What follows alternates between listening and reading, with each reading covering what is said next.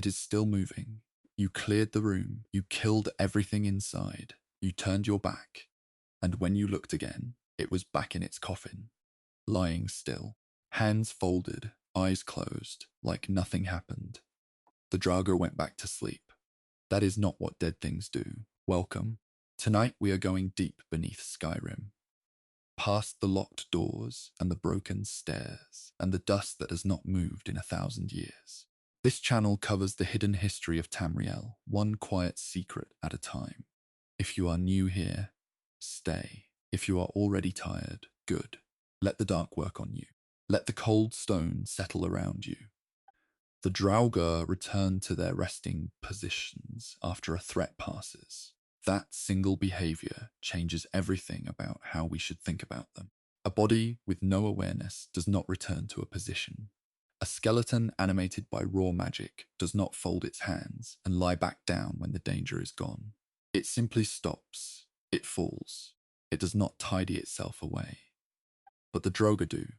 They return to their stone slabs. They resume the exact posture they held before.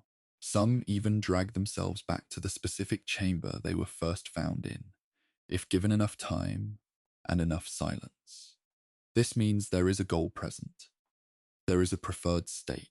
The Draugr wants to be in its resting place. That want, however dim, however buried, is a form of awareness. Dead things do not have preferences. The Draugr do. Not all Draugr are equal in what they retain. The difference between a common Draugr and a Draugr Deathlord is not just strength. It is depth. A low-ranking Draugr responds to noise and light, but it does not plan.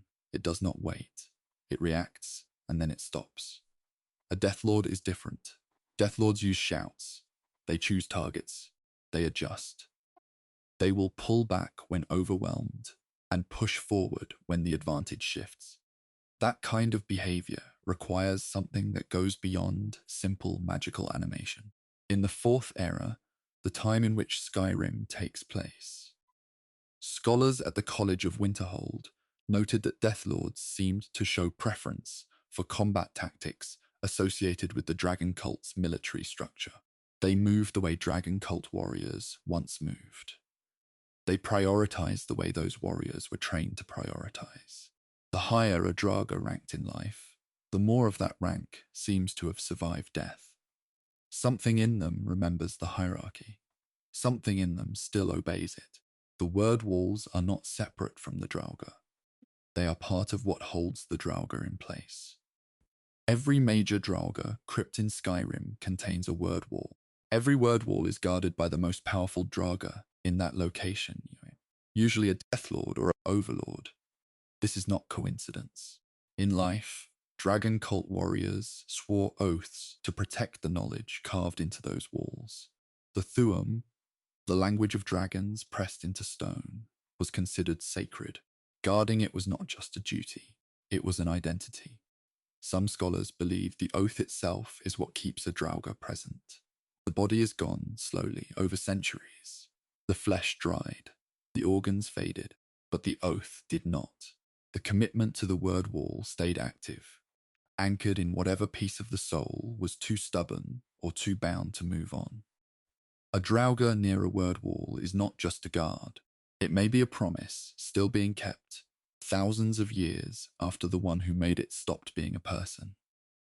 There is a theory among some players that Draugr dream, not in the way the living dream, not in images and memories and soft confusion, but in something simpler, a dim loop, a repetition of the last clear thing they held before the long cold started. A Dragon Cult warrior who spent 20 years guarding the same chamber might loop through that routine endlessly. Stand, listen, wait, return. Stand, listen, wait, return. The Draugr's posture in its coffin, arms folded, body still, mirrors the resting position of the living guards who once stood down for the night. Even in death, the body may be cycling through something it once understood as rest. This is not a confirmed piece of Elder Scrolls lore. It is a quiet theory, built from watching how Draugr behave over long stretches. But it is hard to dismiss. The behavior fits, and if it is true, than inside every sealed crypt in Skyrim. Something is looping through a memory it can no longer name. No Draugr has ever been found outside a Nordic crypt. This is an easy fact to miss. Skyrim is full of undead. Skeletons walk the open roads. Drowned dead pull themselves from rivers. Vampires move freely through every hold. But Draugr do not leave. They stay inside the stone. They do not wander out into the wilderness when their crypt is disturbed. They do not migrate. They have never been reported on a road, in a field, in the ruins of a surface building. They exist only inside the sealed places built for them. This suggests the crypt itself is part of what keeps them present. The structure, the stone, the seals, the word walls, the specific architecture of Nordic burial chambers may function as an anchor.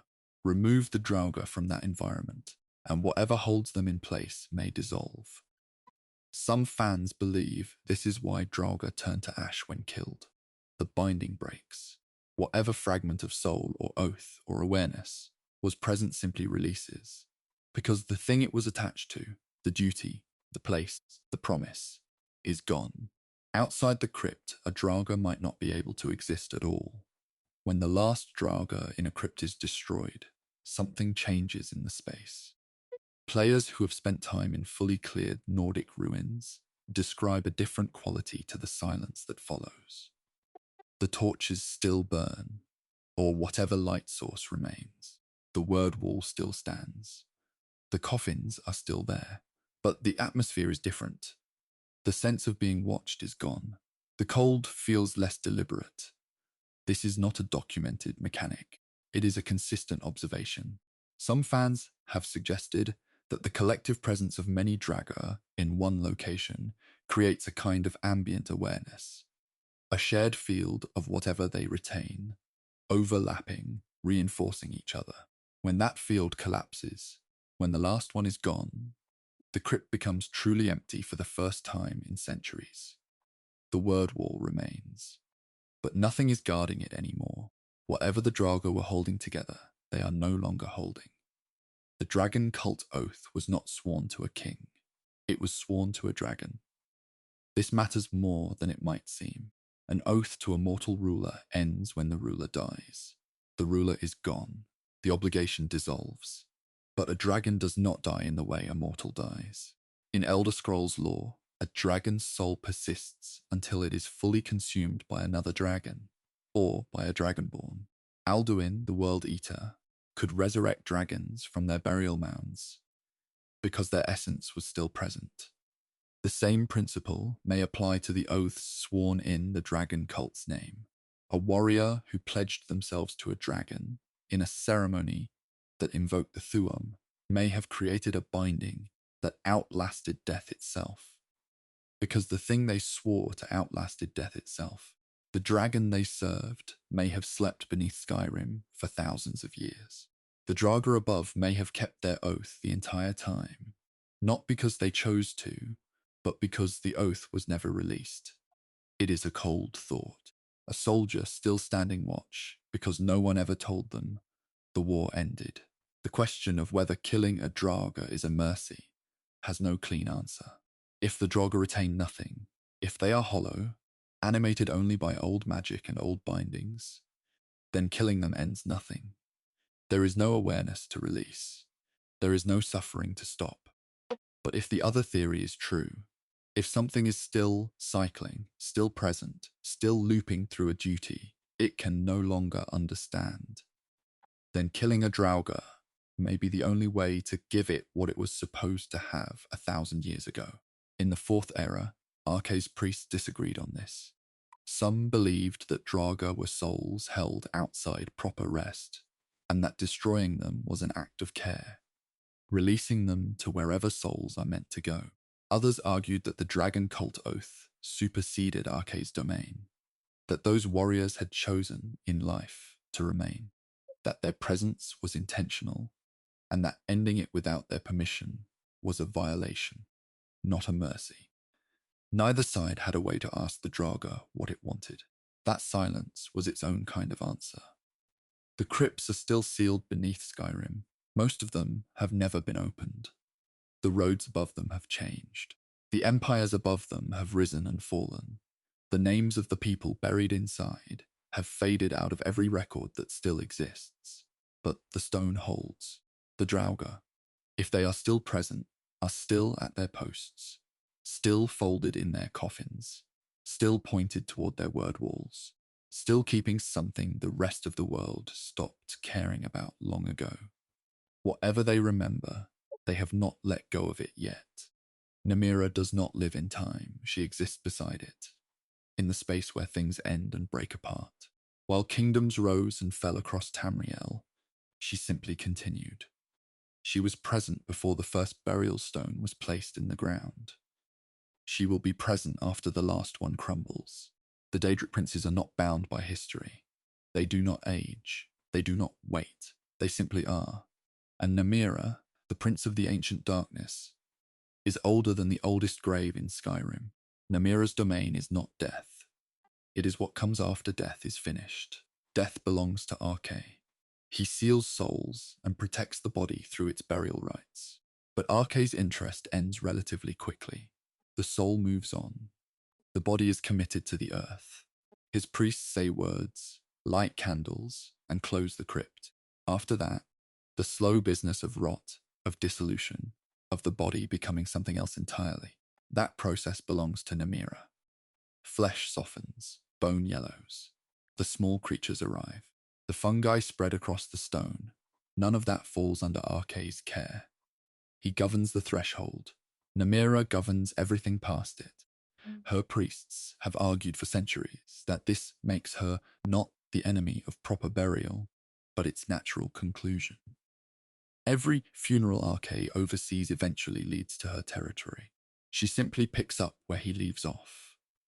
Her followers were found eating bodies inside the Hall of the Dead in Markarth. The Hall of the Dead is where Markarth keeps its dead before final burial. A priest of Arche tends the bodies, performs the rites, and prepares each person for their resting place. But in Markarth, a city already built over older, darker history, something else had been happening. Namira's cult had found a way inside. They were consuming the dead. Not in secret, exactly. In the lower chambers, behind doors that the priest had stopped opening. This was not random violence. The followers of Namira believe that eating the dead is a sacred act. They believe that flesh consumed is flesh that returns to Namira's cycle directly. Bypassing burial, bypassing Arche, returning the body to the living world, rather than letting it dissolve alone in the dark. To them, this is not desecration. It is completion. What Namira's followers believe happens to a soul when the body is eaten is a question with a disturbing answer. In Elder Scrolls theology, the body and soul are connected through burial. Arche's rites are designed to ease that separation, to let the soul release cleanly while the body is committed to the earth. The process has a structure, a timeline, a set of protections that keep the soul from becoming lost or trapped. But Namira's followers reject this structure. They believe the soul does not need to be released. They believe that when a body is consumed, the essence of that person, the warmth, the memory, the weight of a life, is absorbed by whoever eats, distributed, passed forward, not lost. In their view, shared. This belief is not confirmed as true within Elder Scrolls lore, but it has a certain internal logic that makes it hard to dismiss completely. What it means for the soul's journey to Arche, whether that journey is interrupted, rerouted, or simply cancelled. No priest has been able to say with certainty. The conflict between Arche's priests and Namira's cult is older than Skyrim itself. Arche is one of the 8 divines. His temples exist in every major city. His priests handle the dead across most of Tamriel. He is institutional, official, protected by the laws of every empire that has ever claimed to run the continent. Namira, by contrast, operates in the margins.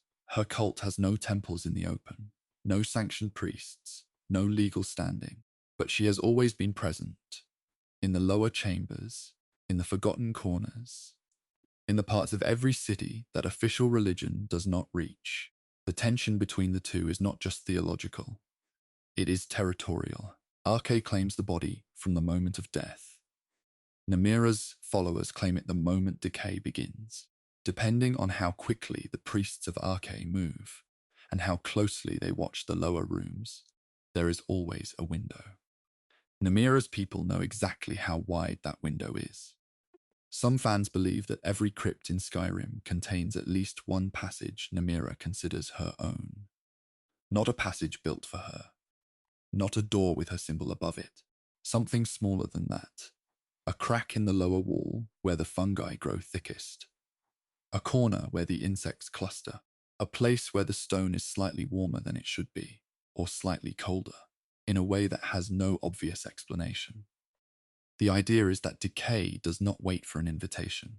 It finds its way in through whatever the builders left unguarded, and once it is present, once the soft life of rot has established itself inside a sealed chamber, Namira's influence follows behind it. This is not a passage you can walk through. It is a passage of a different kind, a slow claim, a gradual presence. Nordic tomb builders tried to seal their crypts against exactly this kind of intrusion. The candles, the enchantments, the runes above the doorways, all of it designed to keep the body intact long enough for the soul to be properly anchored. Whether it worked is another question. The glowing fungi and insects inside Nordic tombs are not simply part of the environment. To Namira's followers, they are evidence. Every tomb in Skyrim eventually develops them. The pale mushrooms along the lower walls, the beetles moving through the dust, the soft luminescence that has no light source behind it.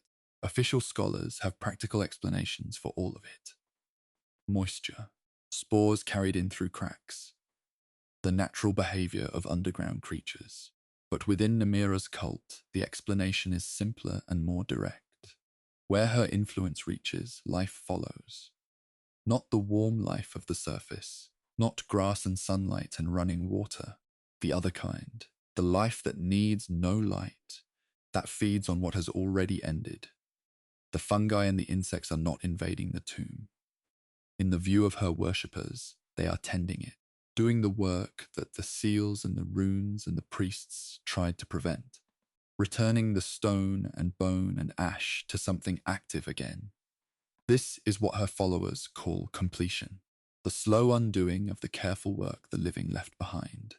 The smell of rot inside a sealed crypt is, to Namira's cult, a form of prayer.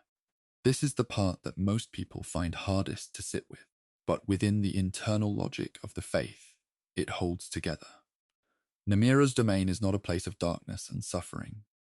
Her followers do not describe her as cruel or malevolent. They describe her as inevitable, as the truth that comes after all other truths are finished. The smell of decay inside a sealed tomb is not the smell of something going wrong.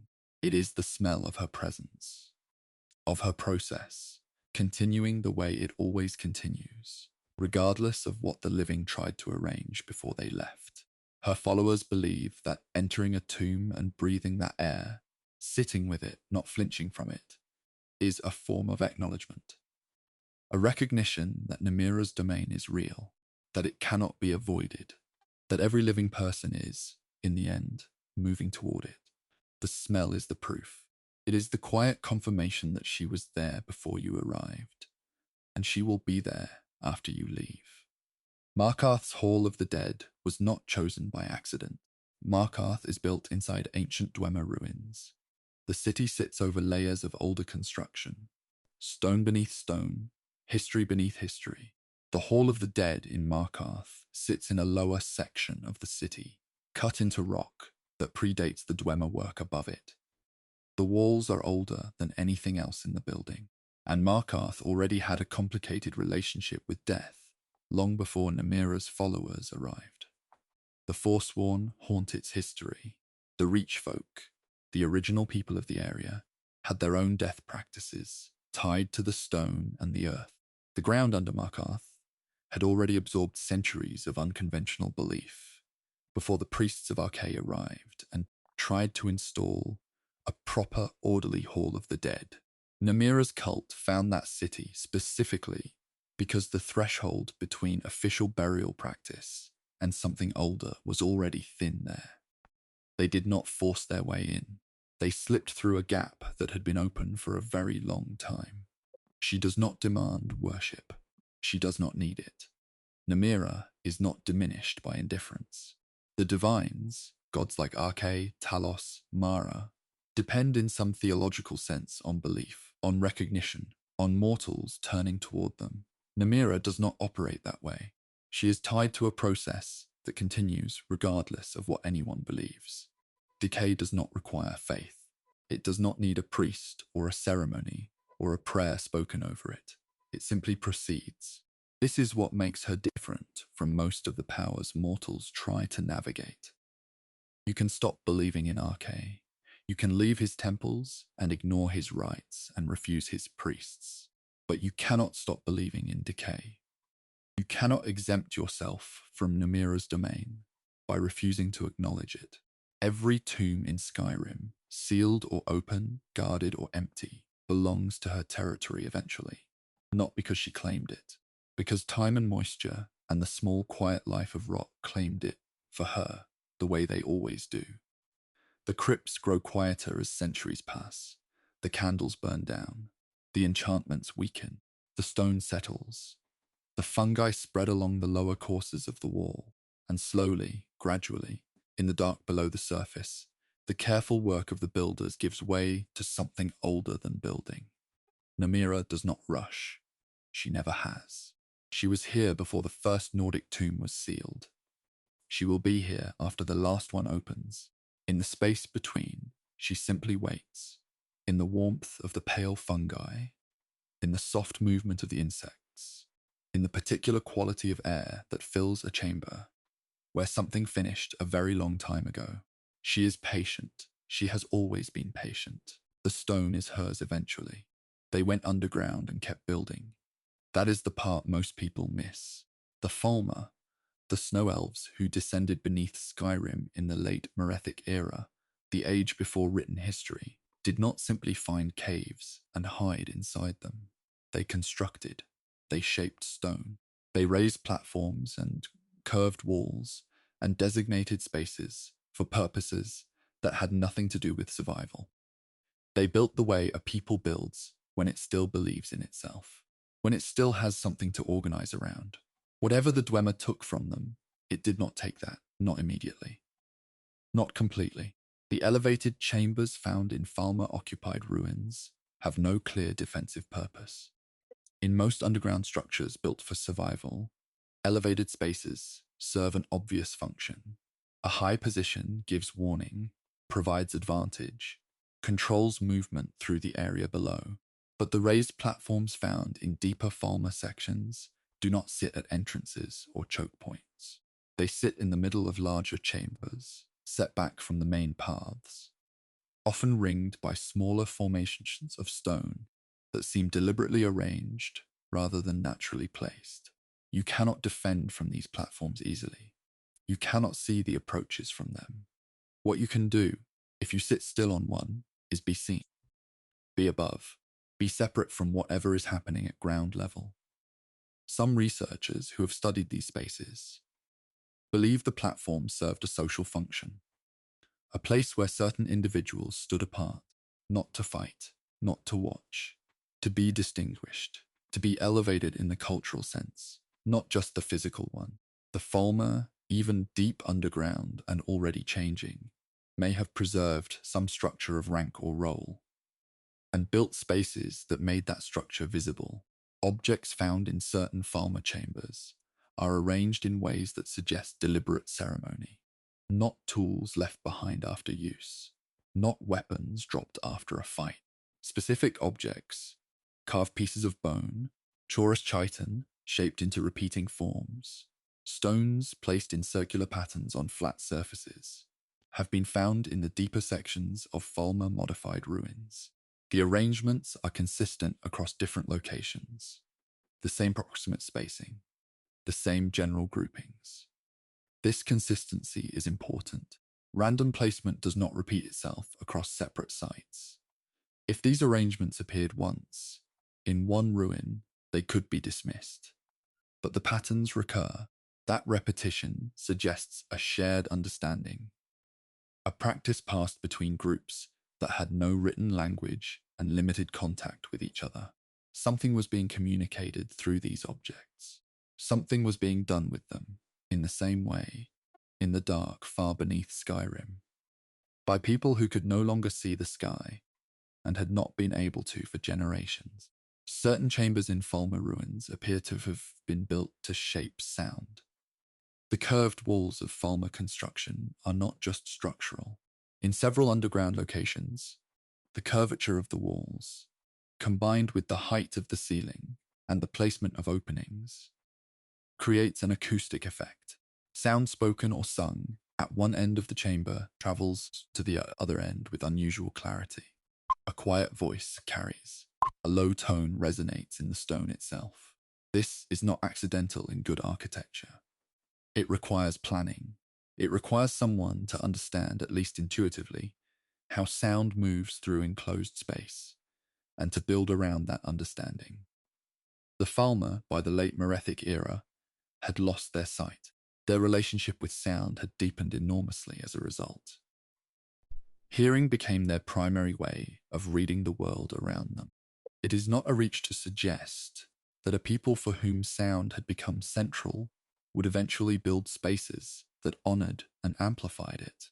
These chambers may have been the closest thing the underground Falmer had to a gathering place, a space where voices, or whatever passed for voice among them by that point, could fill the dark and be clearly received. The placement of Falmer nests reveals something about how their society was organized. Falmer nests are not distributed evenly through occupied ruins. They cluster, smaller, simpler nests grouped together near entrances and outer passages, the areas of most exposure, most movement, most risk. Deeper inside, in the more protected and architecturally complex sections, the nests are larger, more separated from each other, built with more material packed into them, more structure around them. The individuals occupying the deeper nests are almost always the larger, more powerful Falmer types. The Shadow Masters, the Gloom Lurkers, the Skull Crushers. This distribution mirrors the layout of almost every hierarchical society that has ever existed above ground. The most vulnerable and lowest ranked live closest to the danger. The most powerful live deepest, most protected, surrounded by the labor of those below them. The Falmer did not abandon social hierarchy when they went underground. They rebuilt it in the dark, using the same basic logic that every organized society uses, in the only environment they had left. The Falmer left no written language underground, but they left carvings. This distinction matters. Writing is a system. Symbols that carry consistent meaning that can be read by someone who was not present when they were made. The Falmer, as far as any research has found, did not develop or maintain a written system after their descent. The beautiful, complex script of the ancient snow elves, seen in what survives from their surface civilization, does not appear in the underground ruins. But carvings do, marks cut into stone at regular intervals along certain passages. Repeated shapes pressed into flat surfaces near the elevated platforms. Outlines scored into the walls of the deeper chambers. These are not writing. They do not appear to carry transferable linguistic meaning. But they are also not random damage to the stone. They were put there deliberately by someone who wanted something to be marked. What that something was?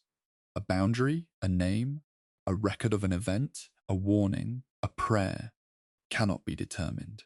The carvings exist. Their meaning went underground with the people who made them and did not come back up. The relationship between the Falmer and the Chaurus goes deeper than simple coexistence. Chaurus are large, venomous insect-like creatures found throughout Falmer-occupied underground spaces.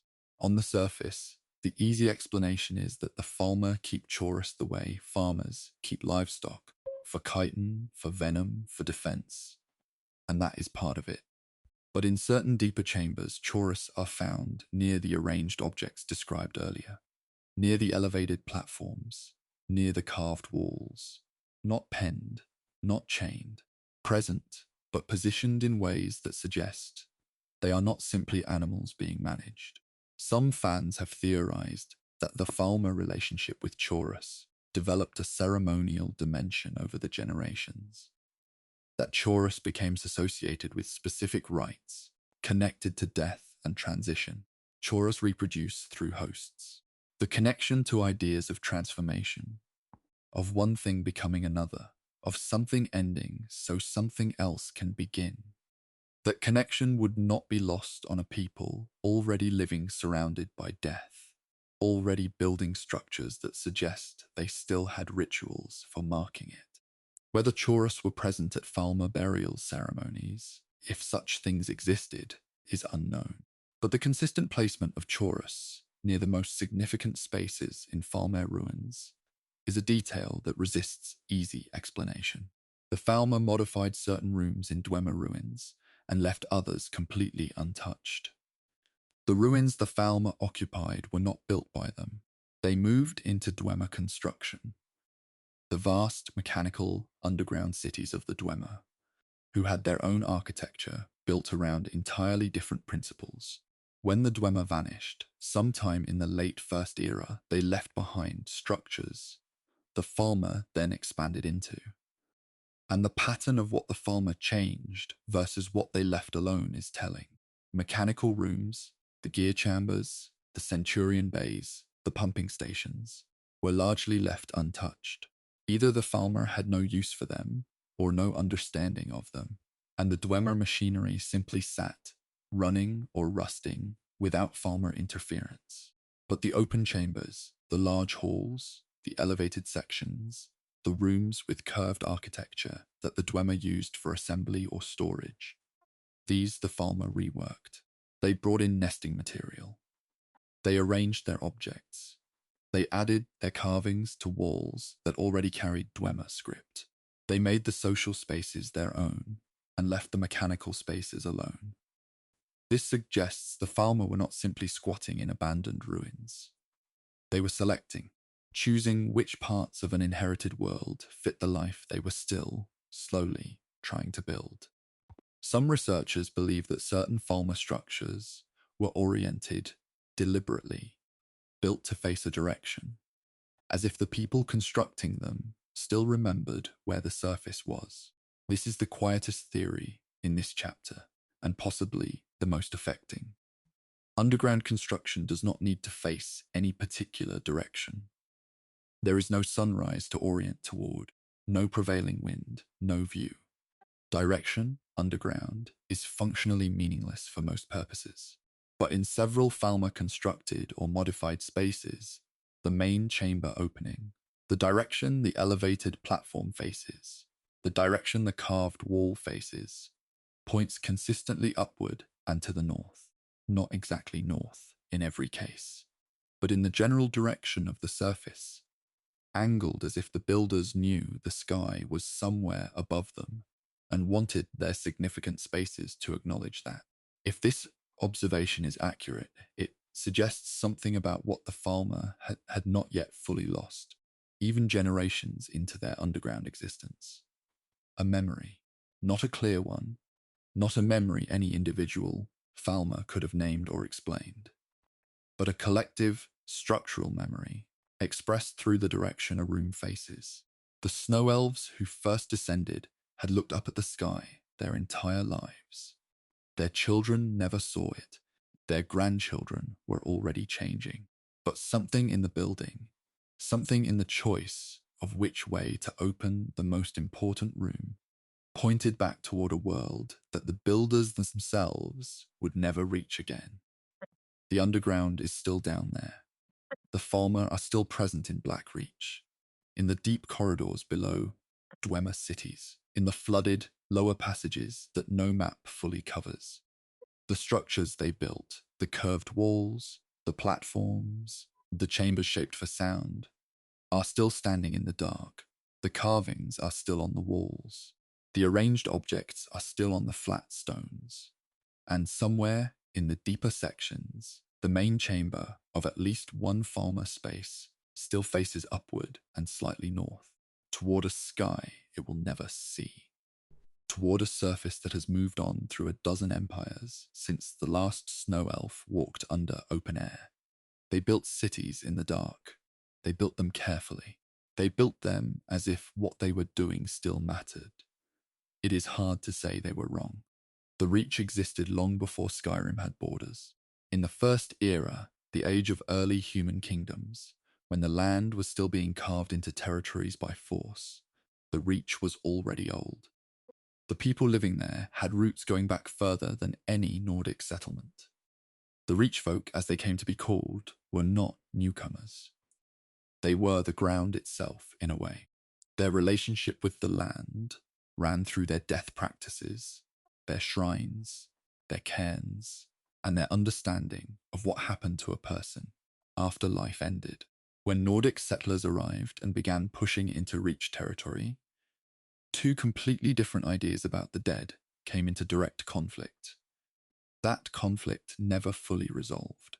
It is still visible in the stone today. Reach folk burial was not enclosed. It was open to the land. Nordic burial culture placed the dead inside barrows, sealed stone chambers, underground, protected from the elements. The body was contained, separated from the world, kept in a designated structure built specifically to hold it. Reach folk practice ran in the opposite direction. The dead were returned to the landscape rather than sealed away from it.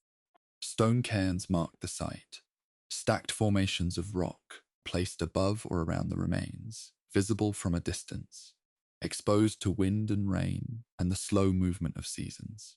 The body dissolved into the ground directly. The stone above it was a marker, not a container.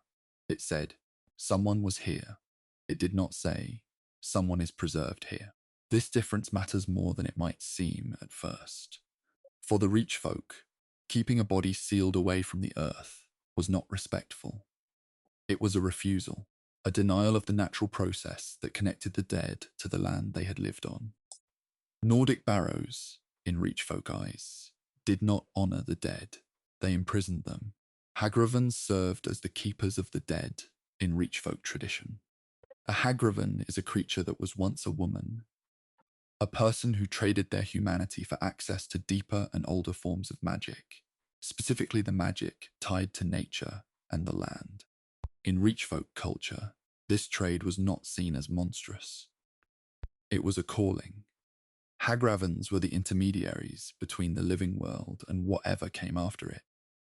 They performed the ceremonies that returned the dead to the earth. They knew where the sacred ground was, which outcroppings, which valleys, which specific configurations of stone had the right relationship with the world below. When a Reach folk person died, the Hagravan prepared the body, spoke the words, and guided the transition. This was not a quick or simple ceremony. It involved the land directly, specific plants placed at specific points, water from particular sources, fire built in a particular way. The Hagraven did not just process the dead, she negotiated their return to the ground. Without her, the return was incomplete. Reach folk offerings have been found inside what later became Nordic tombs. When Nordic settlers built their barrows in the Reach, they did not always build on empty ground. Some of the most significant Nordic burial sites in the Reach sit directly over or immediately beside locations that were already sacred to the Reach folk. Archaeological evidence. If the word can be used loosely in a world without formal archaeology, shows Reach folk style objects found in the lower levels of certain Nordic tombs, carved bone pieces of a style consistent with Reach tradition, stone arrangements that predate the Nordic construction above them, fragments of offerings placed in the ground before the first Nordic stone was laid. In some cases, the Nordic builders clearly knew they were building on contested ground. The lower chambers of certain Reach barrows show signs of deliberate sealing, as if the builders wanted to close off the older layer beneath them rather than acknowledge it. They built their tombs on top of Reachfolk's sacred sites, and then tried to pretend those sites did not exist. Some fans believe that certain Draugr found in Reach barrows are not Nordic warriors at all.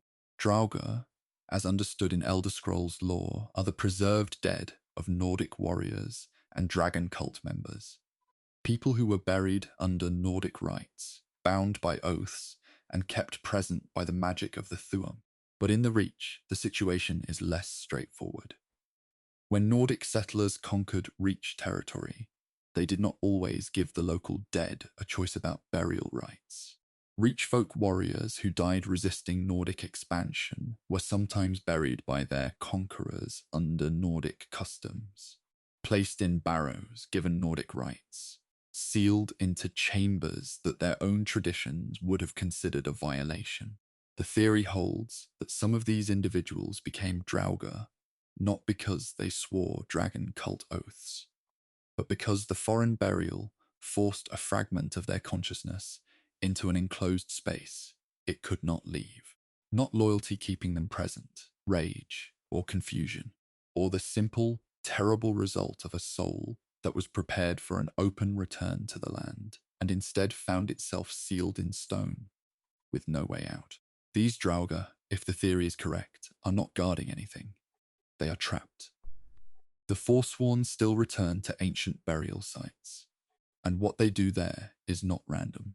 The Forsworn are the descendants of the Reach folk, the people who never accepted Nordic or Imperial authority over the Reach, and who continue to fight for it in the Fourth Era. Their methods are brutal. Their reputation is violent. But their relationship with the old sacred sites is something different from their relationship with everything else. Forsworn groups have been observed returning to ancient cairn sites, not to use them as camps or defensive positions, but to perform what appear to be maintenance rituals, clearing growth from specific stone arrangements, leaving offerings consistent with old Reach folk tradition, conducting ceremonies that their Hagravans oversee. This is reclamation of a specific kind, not military reclamation, but spiritual. The Forsworn are reasserting that these sites still belong to the old tradition, that the Nordic construction above them, or beside them, did not erase the original claim. Every offering left at an old cairn is an argument, a quiet, persistent statement that the dead buried there were Reach folk first, and remain Reach folk still. The conflict between Arkay's burial rites and Reach folk belief has never been resolved. Arkay's priests came into the Reach with the Empire. They established halls of the dead in the holds. They performed the official rites. They claimed jurisdiction over the dead, the way the Empire claimed jurisdiction over everything else. By decree, backed by authority, enforced by institutional presence. The Reach folk did not accept this, not openly in most cases, but they continued their own practices in the margins. The Hagravans kept their knowledge. The cairn sites were maintained. The old ceremonies continued in places the Empire's priests did not reach. The theological disagreement at the center of this conflict is fundamental. Arkay teaches that the soul must be properly sealed and released, that burial rites create a clean separation between the living and the dead, for the protection of both. Reach folk tradition teaches the opposite, that the dead remain connected to the land and to the living, and that this connection is not a danger but a source of strength. These two positions cannot be reconciled. One requires enclosure, the other requires openness. The Reach has been caught between them for most of recorded history. The briarheart ritual is a direct inversion of proper burial, and the Reach folk built it that way deliberately. In standard burial practice, Arkay's rites, Nordic tradition, most organized approaches to death, the goal is release. The soul completes its separation from the body. The body returns to the earth. The person is gone. The briarheart ritual refuses every part of this. A chosen Forsworn warrior is killed. Their heart is removed. A hawthorn heart, grown and prepared by a Hagravan, is placed in the cavity. The warrior is brought back, not healed, not resurrected in the conventional sense, brought back as something that functions like a warrior, but is no longer entirely a person. The soul question, whether the original soul stays or leaves and is replaced by something else the Hawthorn carries, has no confirmed answer in Elder Scrolls lore, but the intention of the ritual is clear, regardless of the answer. The Reach folk looked at a world that kept trying to bury their warriors, seal their dead, and erase their claim on the land. And they found a way to keep their strongest fighters present in the world anyway. The briarheart is the Reach's answer to every barrow that was built over a cairn. You cannot bury us. We are still here. The Reach is full of contested ground. Every barrow built over a cairn. Every Nordic ruin sitting on top of an older Reach folk's sacred site. Every Draugr in a Reach tomb that may or may not have chosen to be there. The First Era conflict between two completely different ideas about what the dead deserve did not end when the Nords won the territory. It continued in the stone, in the offerings left at old sites, in the Hagravens still performing ceremonies the Empire declared illegal, in the briarhearts walking through valleys where their ancestors were buried under the wrong rites. The land of the Reach has never stopped being argued over, not by armies, not entirely, but by the quieter and longer argument about whose dead are in the ground and what was owed to them when they were put there. That argument is still going. It has been going for most of recorded history. The cairns are still there, under the barrows, under the Empire, under everything built on top of them. They have not moved. Something with a Hawthorn heart is not something that should exist. In the Fourth Era, the present age of Skyrim, the Forsworn still practice rituals older than the Empire, older than the Nordic holds, older than most of the names on any map of the Reach. One of those rituals produces a briarheart, a warrior killed and returned, not as a ghost, not as a Draugr, as something that walks and fights and bleeds, but carries a plant where its heart should be. The chest is open, the cavity is visible. A piece of hawthorn, shaped and prepared by a Hagraven, beats inside it, and the warrior moves. This is not magic in the academic sense. This is something the Reach developed on its own, over centuries, using knowledge that no mage college has ever fully understood. The Hagraven performs the ritual, and her role is more than surgical. A Hagraven is not simply removing one heart and inserting another. The ceremony involves preparation that begins before the chosen warrior dies. Specific plants are gathered at specific times, hawthorn above all, but also other materials tied to Old Reach earth magic. The site of the ritual matters. The Hagraven selects ground that has the right relationship with the land below it. The same sensitivity she uses when guiding the dead back to the earth in normal burial. She is not working against death during the briarheart ritual. She is working with it. The warrior dies. That part is real. The body is prepared in death before the hawthorn is introduced. What the Hagraven is doing, in the framework of Reach folk belief, is redirecting the departure. The soul begins to leave. The hawthorn, already connected to deep earth magic, already carrying a charge from the Hagraven's preparation, intercepts that departure and anchors it back into the body. Whether this actually works the way the Reach folk believe it does is a separate question. The warrior rises. That part is not in dispute. Hawthorn was not chosen by accident. In Old Reach spirit lore, hawthorn is a threshold plant. It grows at the edges of things, at the borders of fields, at the margins of forests, at the line between cultivated land and wild land. Threshold plants, in Reach folk tradition, belong to neither side of the boundary they mark. They exist in the in-between. A hawthorn tree is not quite of the wild and not quite of the tame. It occupies the space between. This is precisely the space a briarheart occupies after the ritual. Not alive in the full sense, not dead, not a person exactly, but not absent from personhood either. The hawthorn heart is not a symbol chosen to represent this state. In the Reachfolk understanding, the hawthorn heart is the reason the state is possible. The plant carries the in-between quality in its nature. When it replaces the human heart, it brings that quality with it.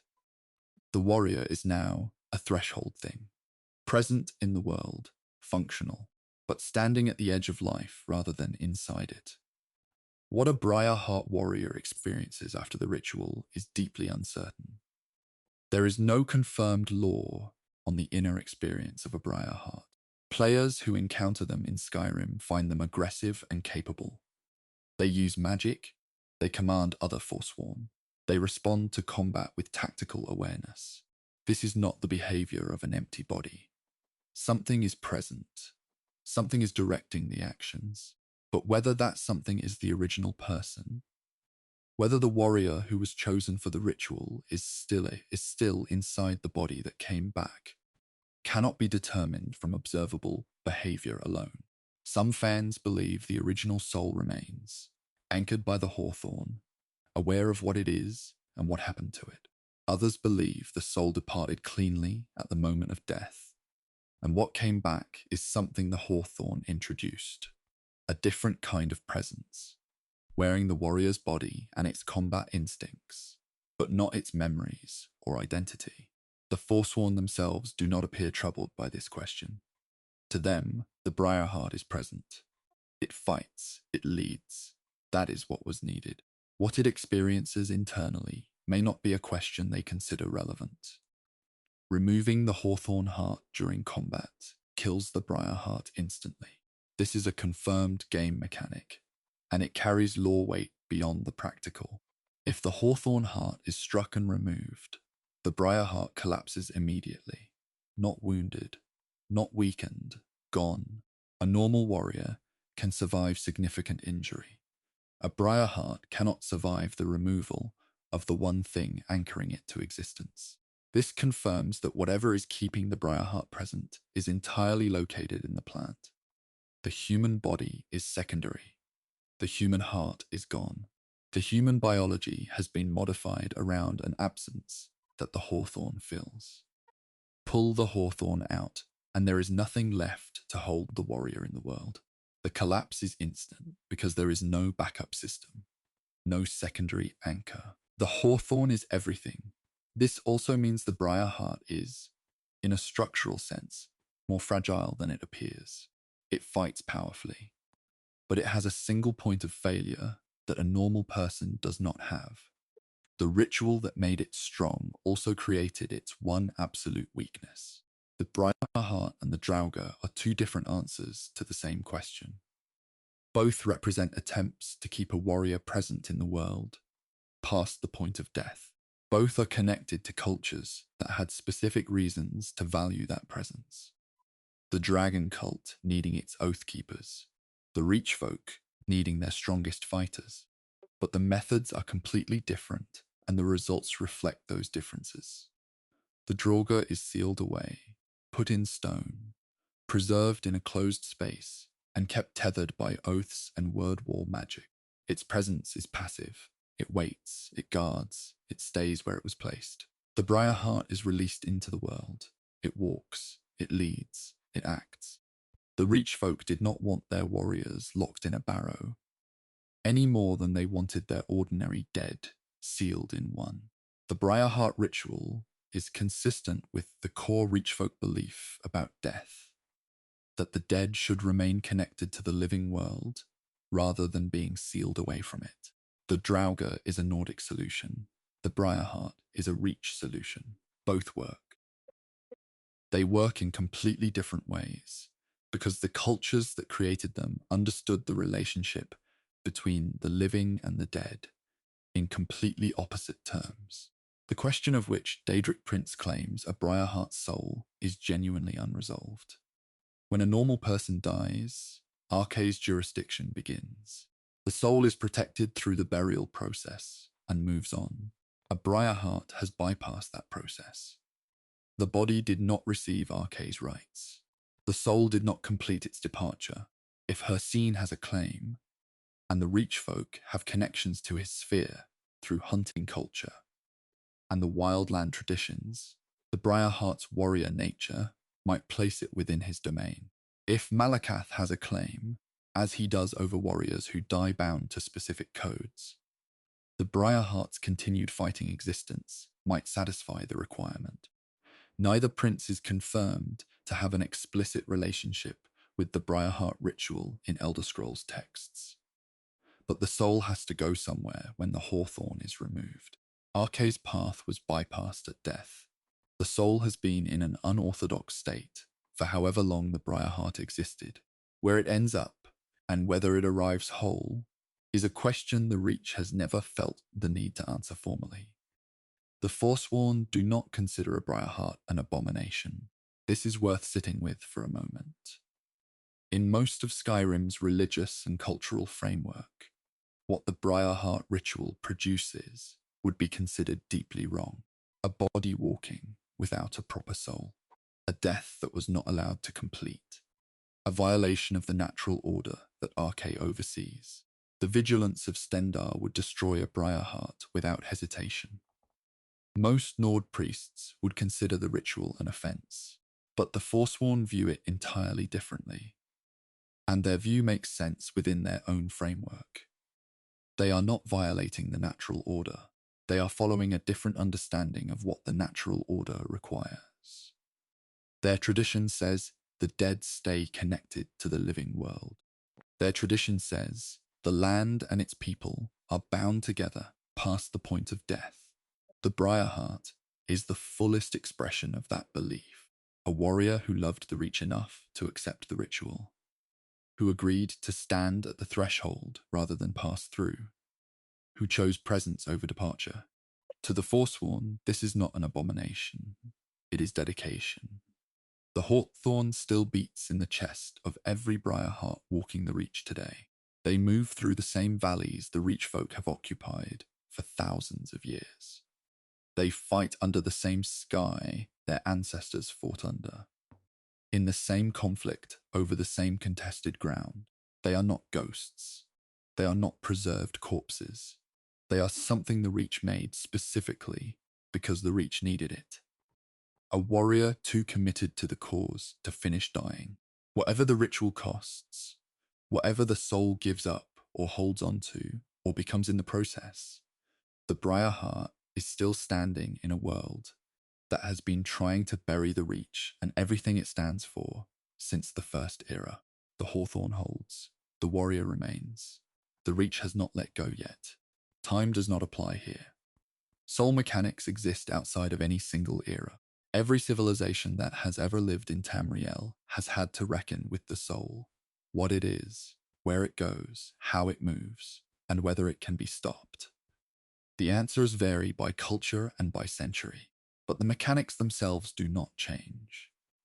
The soul behaves the same way in the Merethic era as it does in the Fourth era.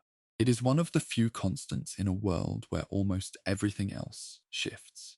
Tonight, we step outside the timeline and look at what the living left inside the tombs of Skyrim, and what those objects reveal about how people understood the soul they were trying to protect. Burial urns in Skyrim hold more than ash. The basic function of a burial urn is straightforward, a container for the cremated remains of the dead, placed inside a tomb as part of the burial process. Most people walking through a Nordic crypt treat them as decoration, background, part of the atmosphere. But a significant number of Skyrim's burial urns contain something beyond ash. Soul gems turn up inside them with notable regularity. Not loose gems, placed gems. Gems that were put inside the urn deliberately, at the time of burial or shortly after. This is not accidental. Soul gems do not wander into burial urns on their own. Someone placed them there for a reason, as part of what they believed the dead needed in the tomb. Understanding why requires understanding what a soul gem is, and what people in Tamriel believed it could do. A soul gem placed in a burial urn raises an immediate question: whose soul is inside it? Empty soul gems left as offerings are one thing. They are vessels, potential, a gift of capacity. But filled soul gems, gems with a soul already trapped inside, appear in burial urns as well. This is the detail that changes everything. A filled soul gem in a burial urn means someone was carrying a trapped soul and they chose to place it in the tomb rather than use it. The first possibility is that the gem contains the soul of the person being buried, trapped at the moment of death as a form of preservation. The second possibility is that it contains someone else's soul entirely, placed there as a companion offering, the way earlier cultures buried servants or animals alongside important dead. The third possibility is darker, that the gem contains a dangerous soul, one that the living did not want moving freely through the world, one they placed in a sealed tomb specifically because they needed it contained, and they needed it to stay contained. Soul gems placed as offerings reflect a belief that the living could still assist the dead. In most burial traditions across Tamriel, the act of offering does not end at the funeral. Objects are placed with the dead to serve a purpose in whatever comes after. Food for a journey, weapons for a fight, armor for protection. Soul gems fit into this framework as a specific kind of offering, a gift of stored energy, of accumulated power, of something the dead might be able to use on the other side of whatever threshold the burial was supposed to help them cross. The people who placed soul gems in urns believed that the soul's journey did not end at death. They believed it continued somewhere, and that it might need resources for that continuation. A filled gem is more useful than an empty one in this view. It carries something. It arrives with something already in it. Whether this belief had any connection to how the soul actually behaves in Elder Scrolls theology is a separate matter. The belief was sincere. The gems were placed carefully. The intention was care. Arkay's protection of the soul and the mechanics of soul trapping are in direct conflict. Arkay governs the natural passage of souls. His rites are designed to ensure that a soul completes its departure from the body cleanly, protected from interference, shielded from trapping, guided toward wherever it belongs. Soul trapping, as a magical practice, circumvents this entirely. A soul gem captures a soul at the moment of death, before Arkay's process completes. The soul does not pass on, it is stopped, held in the gem, available for use by whoever holds it. Arkay's priests have always opposed soul trapping for this reason. Not because it is technically impossible, but because it interrupts a process they consider sacred. A soul that has been trapped has been denied Arkay's protection at its most vulnerable moment. What this means for the soul's ultimate destination is unknown. Whether a soul that spent decades inside a gem can still find its way to where it was supposed to go. Whether Arkay's path remains open to it after that kind of delay is a question priests have debated without resolution for centuries. Black soul gems found inside tombs represent a specific category of concern. Standard soul gems trap the souls of animals and lesser creatures. Black soul gems trap human souls, the souls of people. In Elder Scrolls lore, capturing a human soul in a gem is considered a significant transgression, specifically because human souls fall under Arkay's protection in a way that animal souls do not.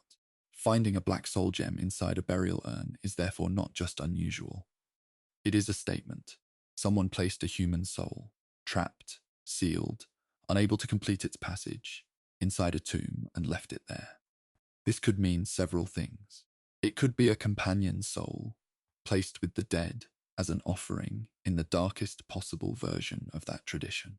It could be the soul of an enemy, someone the buried person wanted contained and powerless. It could be evidence of necromantic practice, where soul gems were used in tomb rituals rather than for enchanting.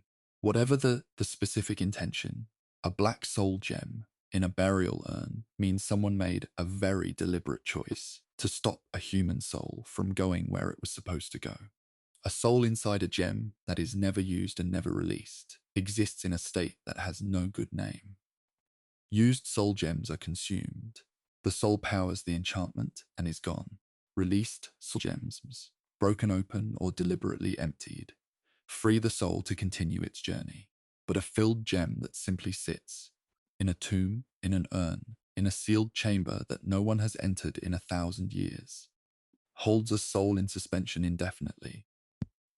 The soul is not dead in the conventional sense. It is not free. It is not moving. It is held at the moment of its capture, unable to process or progress or arrive anywhere. Some fans describe this as a form of imprisonment so complete that even death cannot end it. The body rots. The name is forgotten. The world moves through several empires and countless generations, and the soul remains exactly where it was on the day someone pressed it into the stone of a gem and placed it in a jar in the dark. Whether such a soul is suffering or dormant or simply paused in a way that has no experiential dimension, no one can say. Arkay's own priests have argued about whether soul gems in tombs are sacred or profane. The conservative position holds that any soul gem inside a tomb is a violation, an act of interference with the soul's journey that Arkay's rites are specifically designed to prevent. Even if the intention was protective or generous, the result is a soul that did not complete its passage. That outcome is wrong by the logic of this position, regardless of the intention behind it. The progressive position, if it can be called that, argues that offerings placed with genuine care and sincere belief carry a different weight than the cynical use of soul trapping for enchanting purposes. That a person who placed a filled gem in their loved one's urn, believing it would help, committed an act of love rather than transgression, even if the theology is complicated. This debate has never been resolved. It sits inside the larger question of what Arkay's protection actually guarantees. Whether he can reach a soul inside a gem, or whether the gem walls him out entirely. His priests suspect the latter. They do not like what that implies. Some burial urns may contain the soul of the very person buried beside them. This is the quietest and most unsettling possibility in this chapter. The practice of soul trapping was known throughout Tamriel's history. A person facing death, unwilling to pass on, aware of the mechanics, such a person might have arranged to have their own soul captured at the moment of death and placed in their own burial urn, sealed in the tomb, present in a sense in the space built for them, unable to leave, unable to progress, but there, still in the room. A soul inside a gem in the dark, beside the ash of the body it once occupied. Whether this was ever done intentionally is not confirmed. Whether it could work, whether a soul can be captured and contained in proximity to its own remains, falls within the established mechanics of soul trapping in Elder Scrolls lore. The urns sit in the dark. The gems inside them are sealed. Whatever is inside those gems has been inside them for a very long time. Time outside the tomb keeps moving. Time inside the gem does not. An empire does not only conquer land, it conquers the ground beneath the land. In the Second Era, the age of rising and falling dynasties, of Akaviri invasions, and the long reach of Imperial ambition, the Reman dynasty extended its authority deep into Skyrim. Soldiers arrived. Administrators followed. Tax collectors came after them. And alongside all of it, quietly and with the full weight of Imperial expectation behind it, came a completely different way of handling the dead. The Reman Empire had its own burial customs, its own temples, its own understanding of what a proper death looked like. And it expected the people it governed to adopt these customs, or at minimum, to stop insisting so loudly on their own. The Nords of Skyrim had been burying their dead in barrows for generations. The Empire wanted urns. Imperial burial rites looked nothing like Nordic practice. Nordic burial placed the body in the earth, sealed in stone, preserved where possible, surrounded by weapons and grave goods that reflected the warrior's status and the family's grief. The body itself mattered, its placement mattered. The barrow was built to last, to hold, to keep the dead present in a specific location where the living could know where they were. Imperial practice moved in a different direction. Cremation was standard. The body burned, the ash collected in a ceramic urn, the urn placed in a designated columbarium or family shrine. The physical remains were reduced and contained. Ancestor shrines held the urns and received ongoing offerings from the family. Food, incense, small objects of personal significance. The dead were present in the household rather than sealed in a separate structure outside the city. This was not simply a different method for the same goal. It was a different understanding of what the goal was. The Empire wanted the dead close, integrated, part of the daily life of the family. Nordic tradition wanted the dead honored, separated, and protected in their own dedicated place. Imperial-style burial markers have been found alongside Nordic ones at several Skyrim sites. The evidence of this cultural collision survives in physical form. Certain locations across Skyrim, particularly in the holds, that experienced the heaviest Imperial administrative presence during the Second Era, show layers of burial practice at the same site. Nordic grave markers, Nordic-style stonework, Nordic grave goods in one layer, and in the same general area, often within yards of the barrow entrance or along the road leading to it, Imperial-style markers appear. Small stone columns of a type common in Cyrodiil, urn niches cut into exterior walls, inscription styles that match Imperial funerary convention rather than Nordic runic tradition. These mixed sites represent families or communities that were navigating two sets of expectations simultaneously. They may have buried one family member under Nordic rites and another under Imperial pressure, or split their practice depending on who was watching. The physical result is a burial site that tells two stories at once, layered on top of each other, neither one fully winning. Forcing Imperial burial customs on Nordic populations carried explicit political meaning. Death rites are not simply personal. They are a declaration of cultural identity. When the Roman administration pushed Imperial burial practice into Skyrim, it was doing what administrations do when they want to demonstrate the completeness of their authority, reaching into the most personal and sacred parts of daily life, and replacing local custom with official custom. A Nord who buried their dead in a barrow under Nordic rites was affirming, quietly but unmistakably, that Nordic tradition governed their household. A Nord who used the Imperial urn and shrine system was signalling compliance. Whether sincerely or strategically, the Empire understood this perfectly. Encouraging the adoption of Imperial burial customs was a long-term cultural conversion project, not done with obvious force in most cases, done through the slower pressure of official approval, of administrative positions going to families that demonstrated the right kind of alignment, of Imperial temples receiving funding while traditional barrow sites received none. The pressure was real. The choice was rarely entirely free. Arkay's temple in Whiterun became a site where both traditions were negotiated. Whiterun's Hall of the Dead sits inside the city walls, a structure that has served the dead of that hold through multiple eras and multiple political arrangements. During the period of Riemann influence, it became a place where the two burial cultures had to find some kind of working relationship. Arkay is recognized by both Imperial and Nordic religious frameworks. He appears in the Imperial divine pantheon and is accepted by Nordic tradition as a legitimate overseer of the dead. This made his temples natural meeting points. A priest of Arkay could serve both a Nord family, wanting their dead properly honored, and an Imperial administrator, expecting the rites to look appropriately official. In practice, the Whiterun Hall developed hybrid ceremonies, Nordic language and symbols incorporated into the formal structure of Imperial rites, urns placed inside barrow-adjacent structures rather than in purely Imperial columbarium style. The result satisfied no one completely and served everyone adequately. This kind of compromise is what survival under a complex political arrangement looks like when applied to the dead.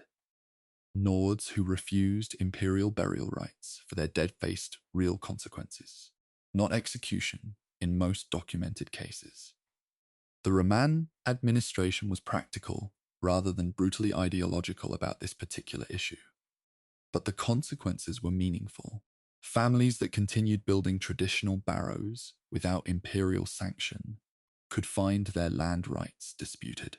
The barrow itself, the structure and the land it sat on, might be reclassified as a religious site requiring imperial oversight, effectively removing the family's control over their own ancestral burial ground. In some documented cases, imperial priests attempted to conduct official rites over barrows that had already been sealed under Nordic custom, arriving after the fact to read the imperial service over a closed door, as a bureaucratic assertion that the death had been properly processed by the state. Whether this accomplished anything theologically is doubtful. What it accomplished politically was the recording of official compliance where none actually existed. The death was now, on paper, handled correctly. The barrow remained exactly as the family had built it.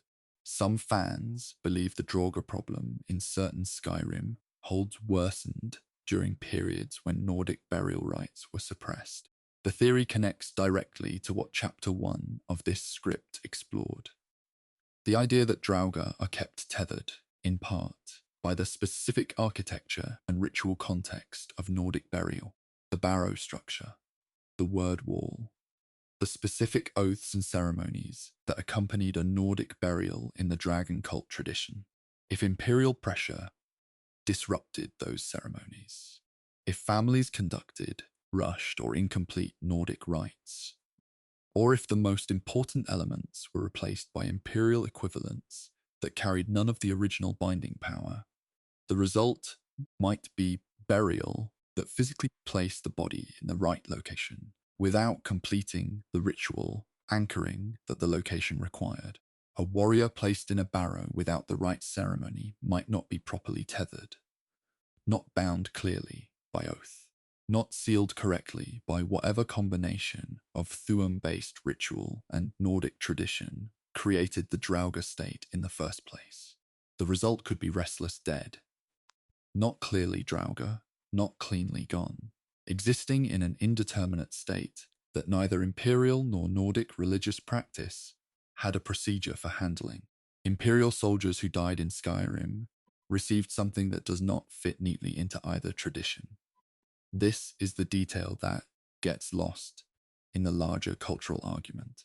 The individual imperial soldier, a man or woman who served in Skyrim for years, who may have developed genuine relationships with local Nords, who may have respected the barrows they marched past daily, died in a foreign province, far from family shrines and the columbarium structures of home. The official procedure was cremation and dispatch of ashes to the nearest imperial administrative center, to be forwarded eventually to the family. In practice, for soldiers who died in remote postings or in combat, far from the nearest city, this did not always happen. Field burials occurred. Some soldiers were buried by their companions using whatever method was available, which sometimes meant Nordic-style burial, because the people nearby knew how to do that and did not know how to do anything else. There are sites in Skyrim that appear to contain Imperial soldiers buried under approximate Nordic rites, the body interred rather than cremated, surrounded by whatever personal effects survived, placed in the earth by people who were trying to do right by their dead with the knowledge they had. The Empire had a procedure for this. The procedure and the reality did not always match. The Second Era passed. The Remand line ended. The administrative pressure that had pushed Imperial burial customs into Skyrim's holds lifted along with the Empire's direct presence. Nordic families returned to their barrows. The transitional sites remained, still showing both layers of practice in the same ground, still carrying the evidence of two traditions trying to occupy the same space. The urns stayed where they had been placed. The Nordic markers stayed beside them. The dead, as they always do, outlasted the politics that had tried to govern them. Whatever compromises the living had made, whatever hybrid ceremonies the priests of Arche had developed to satisfy two audiences at once, the ground kept all of it equally. It did not distinguish between the properly buried and the politically buried. It simply held them, all of them together, in the cold Skyrim earth, waiting out one more empire the way the ground always does. An orc does not build a tomb. This is not neglect. In the Fourth Era, the present age of Skyrim, Orcish strongholds sit in the rough terrain of the holds, self-contained, and deliberately separate from Imperial roads and Nordic cities. Inside those walls, the orcs live under the law of Malakath, a Daedric prince whose code covers every part of life, including its end. Malakath does not offer comfort. He does not promise peace. He promises that what you earn through strength and struggle will be recognized, and that what you fail to earn will not be covered up by ceremony or sentiment. Death, under his law, is the final test. How you die determines everything that follows. The orcs understand this completely. They have organized their entire relationship with death around it. What happens to an orc body after death depends entirely on how the death occurred. An orc who dies in combat, in a real fight against a real opponent, spending their last effort in genuine battle, is honored. The body is acknowledged. Other warriors in the stronghold recognize the death specifically, naming the fight and the opponent. The body is then returned to the earth directly, not with ceremony in the ornate sense, not with preserved remains or marked graves, but with deliberate placement in ground that the stronghold considers significant. No marker, no monument. The earth takes the body. This is correct in the Malakath framework. The warrior has completed their life properly. They do not need a monument because their death was the monument. An orc who dies of illness or age or accident without the dignity of combat is handled differently, not dishonored publicly in most cases, but not honored either. The death is noted and the body disposed of. The distinction between the two is everything. Malakath's teachings describe a clear path for the soul and a clear failure state. The Ashpit is Malakath's realm in oblivion, a place described as harsh, barren, and demanding, consistent with everything Malakath values. Reaching it is not automatic. In the Orcish understanding of Malakath's teachings, the soul's path to the Ashpit requires something earned in life. Battle honor, specifically. The soul of a warrior who fought and died with strength moves toward the Ashpit as a direct consequence of that life. The soul of an orc who died without that foundation does not have a clear destination in Malakath's framework. Where it goes instead is not described in detail in available Elder Scrolls lore. Some orcs believe it simply disperses, not collected by Malakath, not claimed by anyone else, fading rather than arriving anywhere. This is considered worse than any specific punishment. The Ashpit, for all its harshness, is a destination. Dispersal is nothing. It is the spiritual equivalent of being forgotten, which, in a culture that values legacy through strength, is the worst possible outcome. The body of an orc chief is treated differently from that of a common warrior. A chief is the strongest warrior in the stronghold. This is not a symbolic title, but a practical one, since a chief maintains leadership through demonstrated combat ability. When a chief dies, the circumstances matter enormously. A chief who dies in battle against a worthy opponent has completed their role perfectly. The transition is handled with recognition. Other warriors acknowledge the chief's end, and the transfer of leadership to whoever proves strongest follows immediately. But a chief who dies in bed, or from sickness, or in any way that does not involve combat, has failed the stronghold in a specific way.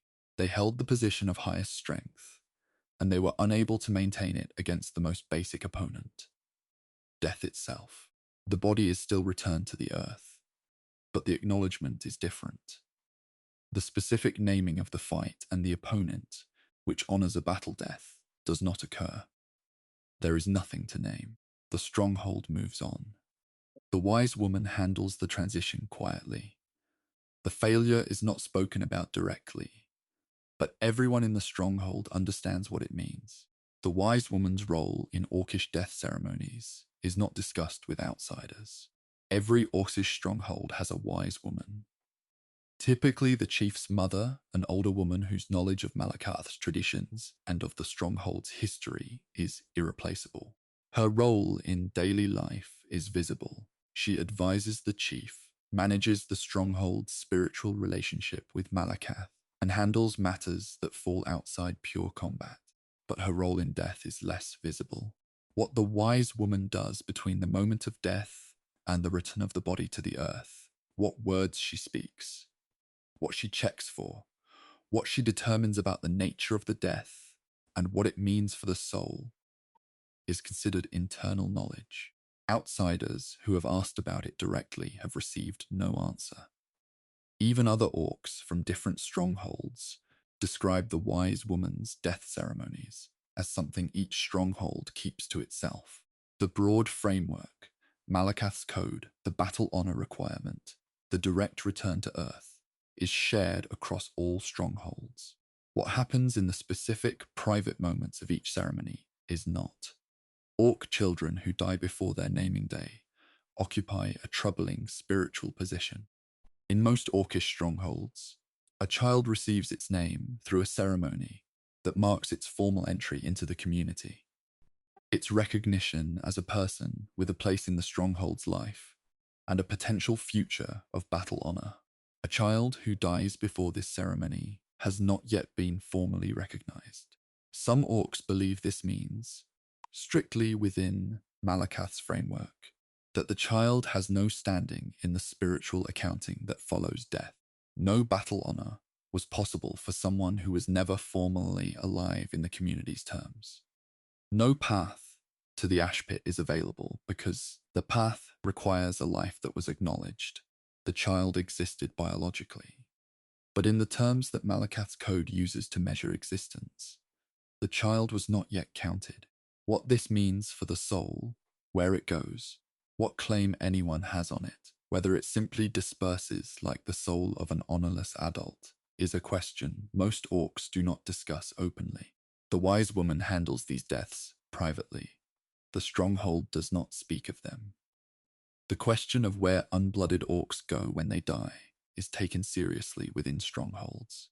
An unblooded orc is one who has not yet proven themselves in genuine combat, typically young warriors who have trained but not yet fought in a real engagement. They have strength, they have preparation, but they have not yet earned the battle honor that Malakath's path requires. If an unblooded orc dies before that first real fight, in an accident, in illness, in a border skirmish that is not considered a worthy enough engagement, the stronghold faces a genuine theological problem. The warrior was capable. They were on the right path. They simply did not reach the point where the path became official. Some wise women argue that intention has weight in Malakath's accounting, that a warrior who was clearly moving toward battle honor, who died before reaching it through no fault of their own, might be received at the ash pit on the basis of what they were becoming.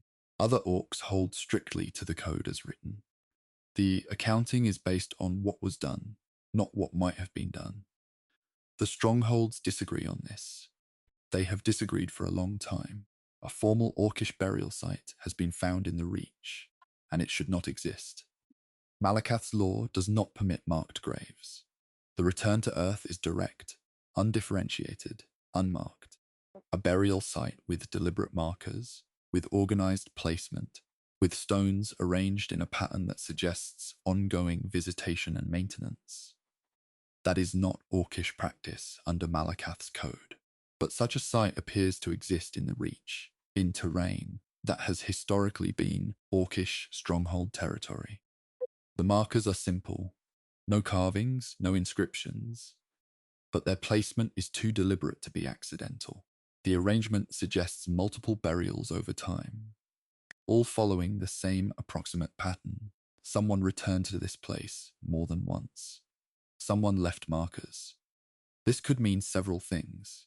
It could be evidence of a small group of orcs who rejected Malakath's burial code and developed their own practice in isolation.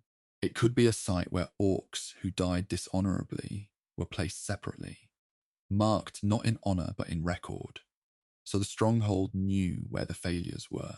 Or it could be something older, a site that predates the current Malakath-centered tradition, from a period when Orcish burial practice was different. The site has no confirmed explanation. Malakath's code says it should not exist. It exists anyway. The strongholds are quiet about all of this. Death is not a subject orcs discuss with people outside the walls. The code is clear to them. The practice is internal. What happens to the body, what the wise woman does, where the soul goes based on how the death occurred. These are not topics for outside inquiry. The graves are unmarked. The ceremonies are private. The spiritual accounting happens between the orc and Malakath, with the wise woman as the only intermediary. From the outside, it can look like the orcs do not care about their dead. From the inside, it is the opposite. They care so specifically, and by such a particular standard, that the usual markers of caring, monuments, marked graves, preserved remains, are not just unnecessary. Under Malakath's law, they would be an insult. The dead earn their ending, or they did not. The earth knows which, the ash pit knows which. No stone marker is going to change either answer. Language exists outside of time. So does stone. The word walls of Skyrim are older than the holds that surround them. They predate the Nordic kingdoms. They predate the administrative structures that govern the land where they stand. Some of them predate every human institution in Skyrim entirely. They belong to no single era. They were built in one age, sealed in another, and have been standing through every age since. Tonight, we step outside the timeline and consider what they actually are, not what the greybeards say they are. Not the simple explanation. The deeper one, the one that the architecture itself suggests, if you look at it carefully enough. A word wall does not describe the word it carries. It contains it. This is the distinction that changes everything about how a word wall should be understood. When scholars or travelers describe word walls, they typically frame them as records, inscriptions that document a specific word of power, preserving it so that future Dragonborn can absorb it. This framing treats the wall the way you would treat a book. The words are on the surface, they point to something, they refer to something. But this is not what the architecture suggests. The dragon language carved into a word wall is not pointing at a word of power. The carving itself is the mechanism. The inscription presses the word into the stone, locks it inside the material of the wall rather than simply recording its existence. When a Dragonborn stands before a word wall and absorbs the knowledge from it, they are not reading. They are receiving something that was sealed inside the stone and is now releasing into them. The wall is not a record, it is a vessel, a container. And like every container in a tomb, it was built to hold something that needed to be held. The connection between a word wall and the Draugr guarding it is structural, not incidental. Every significant word wall in a Nordic crypt is guarded by the most powerful Draugr in that location. Players experience this as a challenge. The hardest fight is always at the deepest point, before the reward. But the game design reflects something the lore supports independently. In Chapter 1 of this script, the relationship between dragon cult oaths and Draugr presence was explored. The idea that the oath to protect the word wall keeps a fragment of the warrior tethered to the site. This means the word wall and its guardian are two parts of the same system. The wall holds the word in stone. The Draugr holds the wall in practice. Remove the Draugr without accessing the wall, and the wall sits unguarded, but intact. Access the wall and absorb the word, and the wall's purpose is complete. The seal, in a sense, has been used. The word was held until the right person arrived. Whether the Draugr's oath releases at that point, whether something in the Guardian is freed when the word it was protecting finally passes to a Dragonborn, is a question the game never answers directly. Some fans believe word walls were built as prisons, not archives. The archive theory says word walls exist to preserve. The prison theory says they exist to contain. These different purposes that produce the same physical structure, so the architecture alone cannot resolve the question. But the prison theory has a specific argument behind it. Not every word of power is one that should be freely available. Some shouts are destructive in ways that go beyond battlefield use.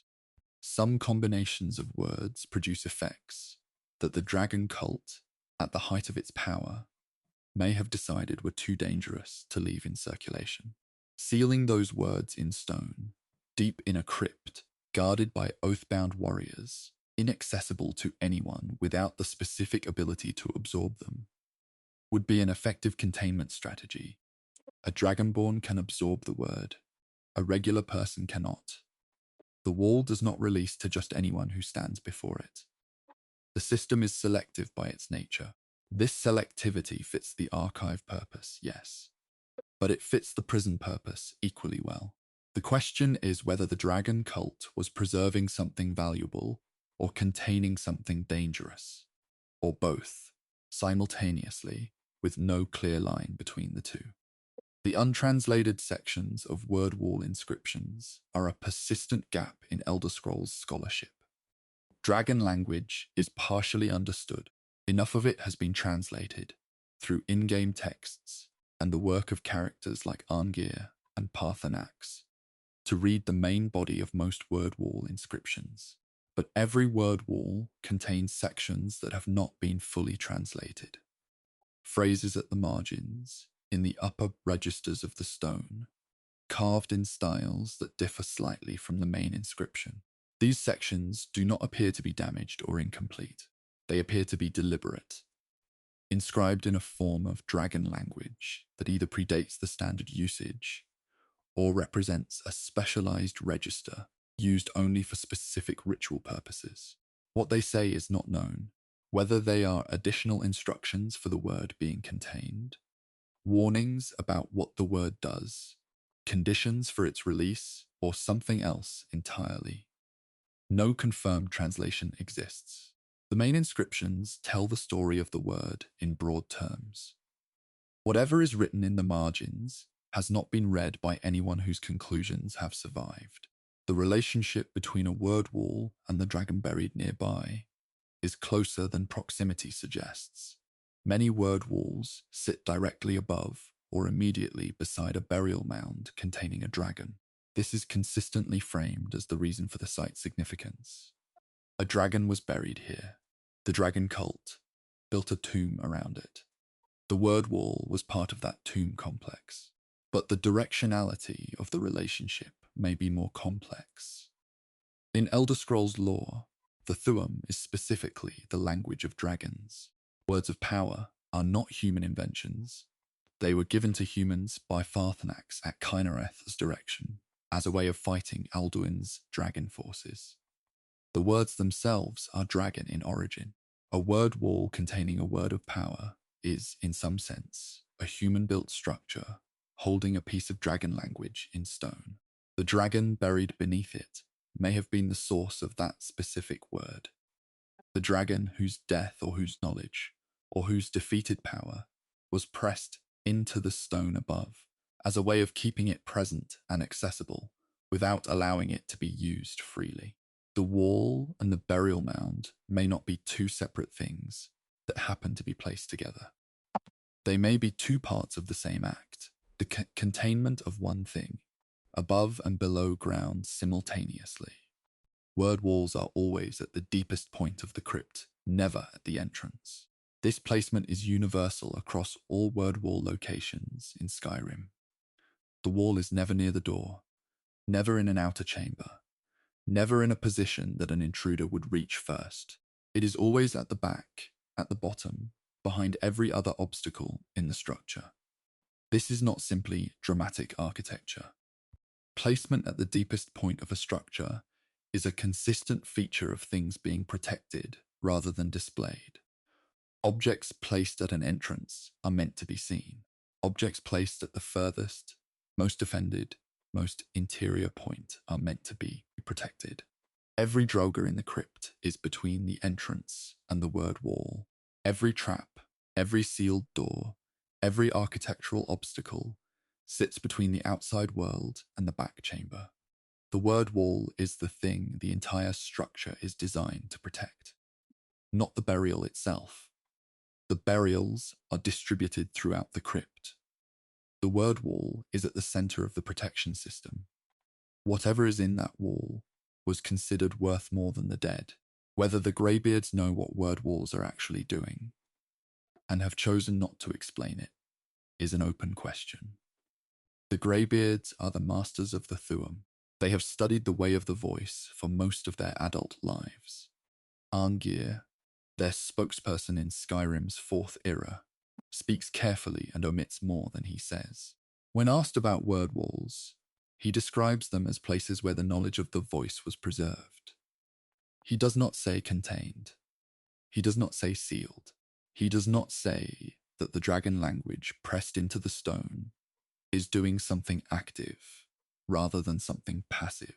The Greybeard's entire philosophy centers on the careful, restrained use of the voice, the belief that the Thuum should not be used carelessly, that its power demands respect and limitation. If they understand word walls as active containment systems, as sealed vessels holding words that were deliberately withheld from general use, that understanding would be entirely consistent with their philosophy. It would also mean that every time a dragonborn absorbs a word from a wall, they are releasing something the dragon cult deliberately imprisoned. The Greybeards may know this. They may have decided that the dragonborn's role is to release it, and that explaining the full picture would complicate a process that needs to proceed. Or they may simply not know. The architecture suggests otherwise. The stone keeps the word keeps the stone. Every word wall in Skyrim is still standing. They have outlasted the dragon cult that built them. They have outlasted the Draugr that guarded them in most cases. They have outlasted every empire and every administration that has claimed authority over the land they sit in. The dragon language pressed into them does not fade. The words inside them do not dissolve. Stone and language, sealed together, holding a piece of the world's oldest voice in the dark at the bottom of crypts that most people will never enter.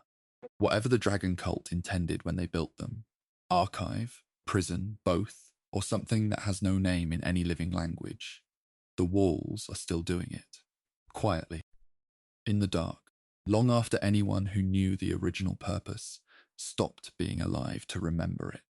Solstheim is an island that remembers things it should have forgotten. In the fourth era, during the events of the Dragonborn DLC, the Dragonborn crosses to Solstheim and finds a temple that does not behave like a building should. The structure exists. It can be entered. Its walls can be touched. But something about it is wrong in ways that are hard to describe precisely. Passages feel longer than their physical length allows. Certain chambers have a quality of being watched from directions that contain no observer. The stone in the deeper sections is not quite stone anymore. It is something that looks like stone, that holds weight like stone, but has a texture and a curve that no Nordic mason ever produced. Hermaeus Mora's influence does not announce itself. It seeps, over centuries, across the sealed interior of a tomb no one was supposed to enter. It changed what was there into something that belongs to two places at once. Miraak's temple was Nordic construction before anything else happened to it. When it was first built, during the Merethic era, before Miraak made his pact with Hermaeus Mora, the structure followed the same architectural logic as every other dragon cult site in Skyrim and Solstheim. Stone chambers, functional passages, elevated interior spaces for ceremony, a word wall at the deepest point. The building would have been recognizable to any dragon cult priest of the period. It was a place of worship for dragon power, organized around the principles of the Thuum, built to last through the ages, the way all dragon cult construction was built to last. The original function was not unusual. The original design was not unusual. What happened to both of those things over the following thousands of years was entirely the result of one decision Miraak made, and the relationship that decision created. The specific features that mark Apocrypha's intrusion are visible in the temple's deepest sections. Apocrypha is Hermias Mora's realm in Oblivion, a place of infinite dark libraries, of tentacles moving through black water, of knowledge arranged in stacks that have no visible ceiling or floor. Its architecture, if the word applies, is organic, curved, without right angles, built from materials that are not stone or wood or metal, but something that functions like all three, without being any of them. In Miraak's temple, these qualities appear in the lower chambers, the sections furthest from the entrance and closest to where Miraak's presence was strongest. The walls curve in ways that Nordic construction does not curve. Dark formations extend from the stone in shapes that have no structural purpose. The floor in certain passages has a quality of slight movement, not actual movement, but the visual suggestion of it, as if the material is somewhere between solid and something else. These are not decorations added to the building. They are what the building became in the places where Apocrypha's influence concentrated over centuries of sealed contact. The theory that Miraak himself modified the temple after his pact is supported by the distribution of changes. If Hermias Mora's influence simply bled into the building from outside, the changes would likely be distributed evenly, spreading inward from whatever boundary the realm touches. But the Apocrypha influenced sections of the temple cluster around the spaces Miraak occupied most directly. The innermost chambers, the sections connected to the passages he used, the walls nearest the location where his essence was bound. This distribution suggests that the influence followed Miraak specifically rather than diffusing randomly through the structure. Some fans believe Miraak actively invited the changes, that after his pact, he wanted his space to reflect his new allegiance, and that whatever modifications he made to the temple opened channels for Mora's realm to physically enter the architecture. He may not have intended the degree of change that eventually occurred, but the starting point, the first cracks in the boundary between the Nordic stone and whatever Apocrypha is made of, may have been deliberate. The innermost chamber was designed for one purpose and became another entirely. In standard dragon cult temple construction, the innermost chamber served the highest ceremonial function, the closest physical point to whatever the temple was dedicated to. For Miraak's temple, that would have been a chamber built for direct engagement with dragon power, a space for the first dragonborn to practice the Thuum at its deepest level, a room whose architecture was designed to hold and focus that kind of energy. What the chamber became is harder to describe. By the time the Dragonborn arrives in the Fourth Era, the innermost sections of Miraak's temple have been altered beyond simple modification. The chamber that was built for the Thuum now resonates with something that has no connection to the voice. The presence in that space is Mora's, accumulated over the millennia Miraak spent there, then in Apocrypha, then with his influence still somehow touching the physical site, even from his imprisonment. The room built for the first Dragonborn's power became the room where a different kind of power settled in and made itself permanent. Black books found near the temple site warp the stone around them. Black books are artifacts of Hermias Mora, physical objects that serve as passages into Apocrypha. They are not simply books, they are doorways, and doorways, by their nature, affect the frame they sit in. The presence of a black book in a physical location means that the boundary between the mortal world and Apocrypha is thinner at that location than anywhere nearby. This thinness has physical effects. Stone near black books shows changes in texture and colour, a darkening, a slight softening of edges, a quality of surface that does not match the surrounding material. Objects left near them for extended periods show similar effects. The black books near Miraak's temple have been in proximity to that structure for a very long time. The stone around them has been absorbing the contact of that proximity for just as long. This is not symbolic. In Elder Scrolls lore, the planes of oblivion are real places with real physics, and when a doorway to one of those places sits open or partially open in the mortal world changes around the edges of that opening. The Skal people of Solstheim knew something was wrong with that ground long before anyone investigated it. The Skal are the indigenous people of Solstheim, a group who maintained an animistic faith centered on the Allmaker, a force they understood as the source of all natural things on the island. Their spiritual framework made them sensitive to disruptions in the island's natural patterns. The ground around Miraak's temple had been disturbed for thousands of years by the time the Fourth Era began. The Skal avoided the area, not because of specific knowledge about Miraak or Hermaeus Mora, but because their tradition told them the land in that direction was wrong. The trees grew differently. The animals did not use that ground. The wind moved around the area rather than through it.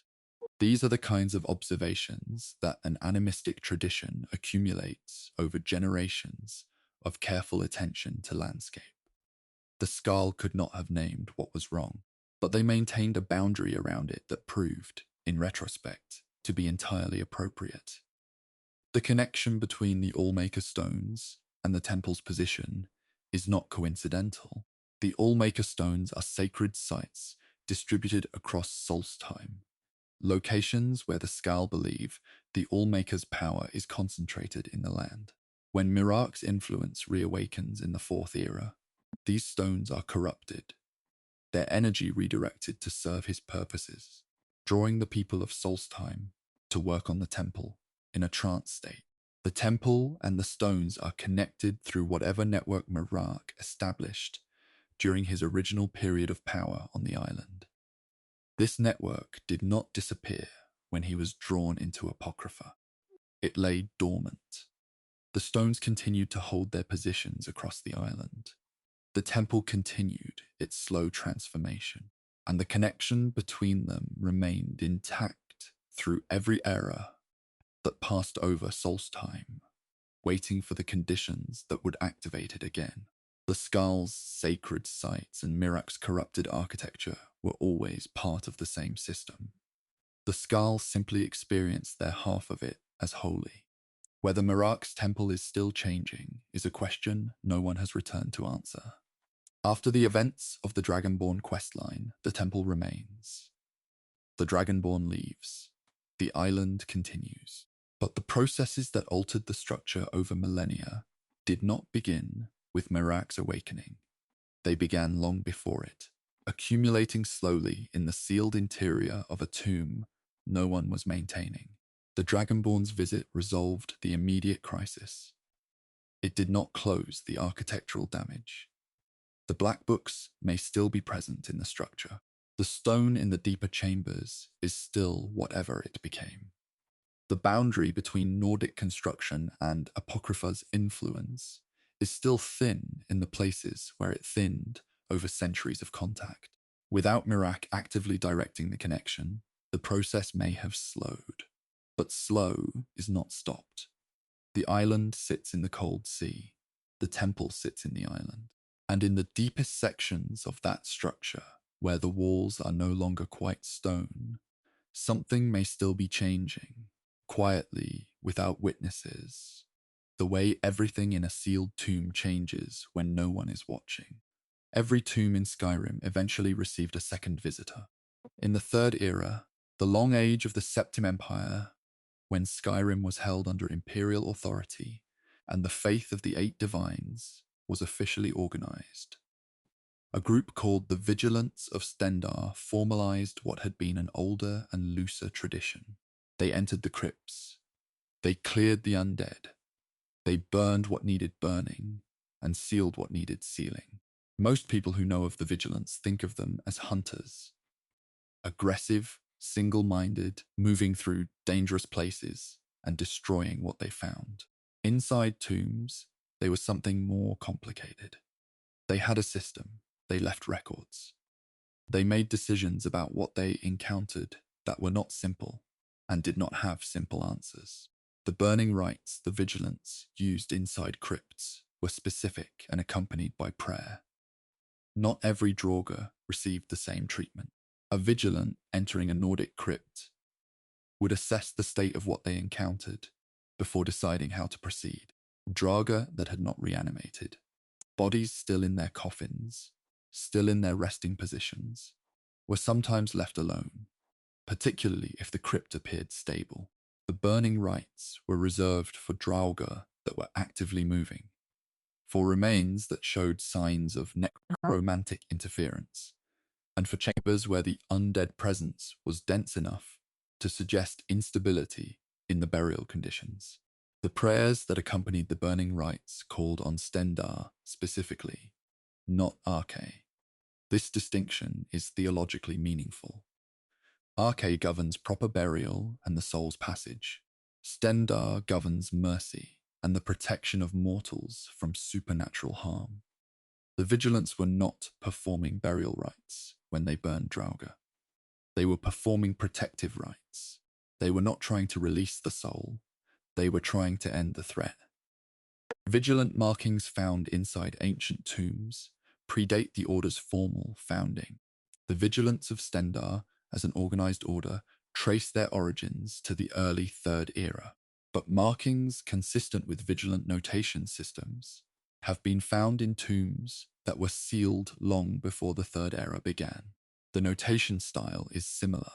Specific symbols carved near sealed doorways, near burned areas, near chambers that were blocked with added stonework after the original construction. The implication is that the Vigilants inherited their tomb-clearing tradition from an older and less formally organized practice. Some group or groups before them were entering crypts, assessing what they found, marking their findings for others to reference, and sealing dangerous chambers in ways that matched Vigilant method.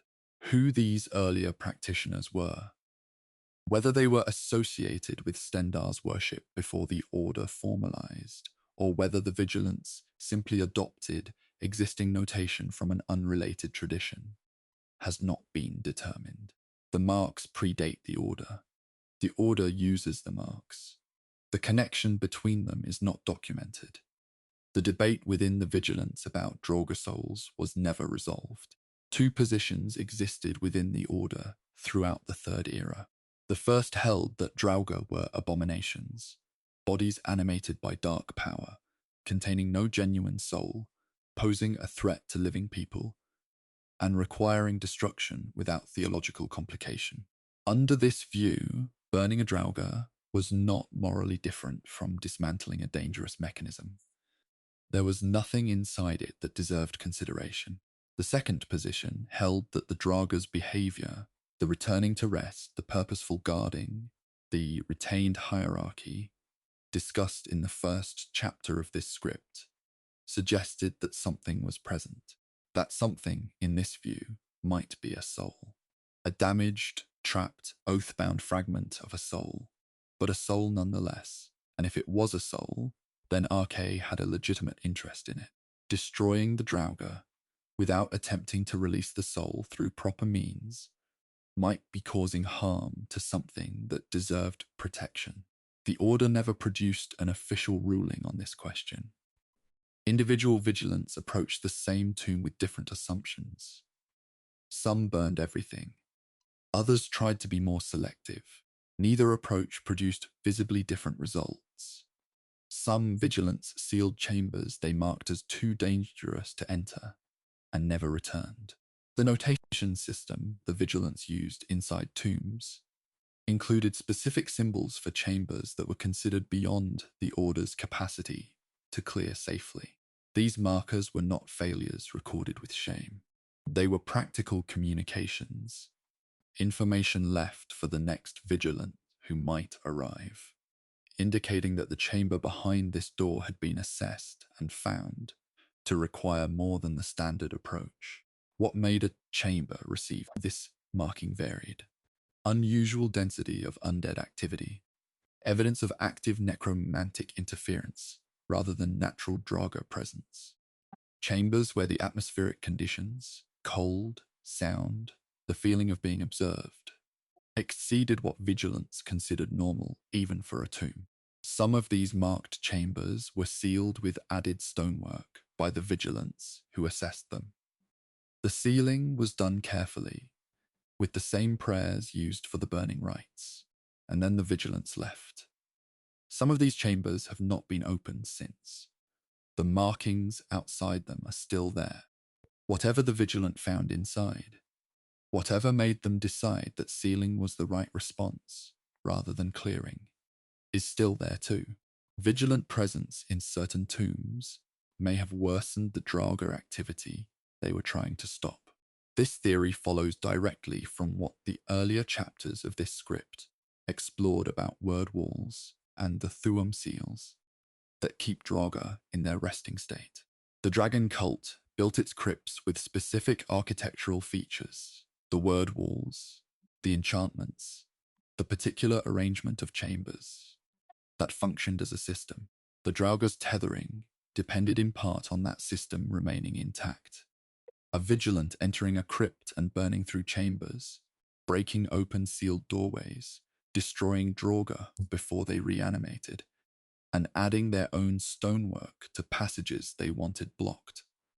All of this modified the system, not maliciously, but modification of a system whose function you do not fully understand can produce unexpected results. Some holds reported increased Draugr activity in crypts following Vigilant clearing operations. Whether this was coincidence, whether the Vigilants disturbed burial arrangements that had been stable for centuries, or whether breaking the physical continuity of the crypt's architecture disrupted the binding conditions, no one investigated formally. The Vigilants continued their work. The connection between their presence and subsequent increased activity was noted by local authorities and not acted on. When a Vigilant died inside a tomb, the Order had specific procedures for the body. Vigilants died in crypts regularly. The work was dangerous. The undead were capable. A Vigilant who fell inside a cleared section was retrieved by their companions if possible and received proper burial outside the tomb. But a Vigilant who died in an inaccessible chamber, in a section that could not be safely reached, or in a tomb that collapsed partial access, presented a different problem. The Order's position was that a Vigilant who died in service to Stendarr received Stendarr's protection regardless of where the body rested. The formal burial rites could be performed symbolically at a temple without the body present. The soul's passage was considered secured through the intention of the rites rather than their physical execution over the remains. Whether this actually worked the way the Order believed, whether Arkay's protection extended to a body left in a sealed chamber in a crypt, is a question the Vigilants answered with faith rather than evidence. The bodies that could not be retrieved stayed where they fell. Some of them are still there. Vigilant burial markers have been found beside Nordic ones at certain sites. This is the detail that suggests something more personal than official procedure. The Vigilants had their own burial customs, simple markers, consistent with the Order's austere character, recording name and service rather than displaying wealth or rank. These markers appear in the expected places, outside towns, in small cemeteries near Stendarr's shrines, along roads where Vigilants fell in the open. But a small number of Vigilant markers have been found at the entrances to Nordic crypts, placed deliberately at the threshold, beside the Nordic grave markers that predated them. These were not bodies left behind in a failed clearing. These were burials, intentional placements. Vigilants who asked, apparently, to be buried at the entrance of a specific crypt rather than in a standard cemetery.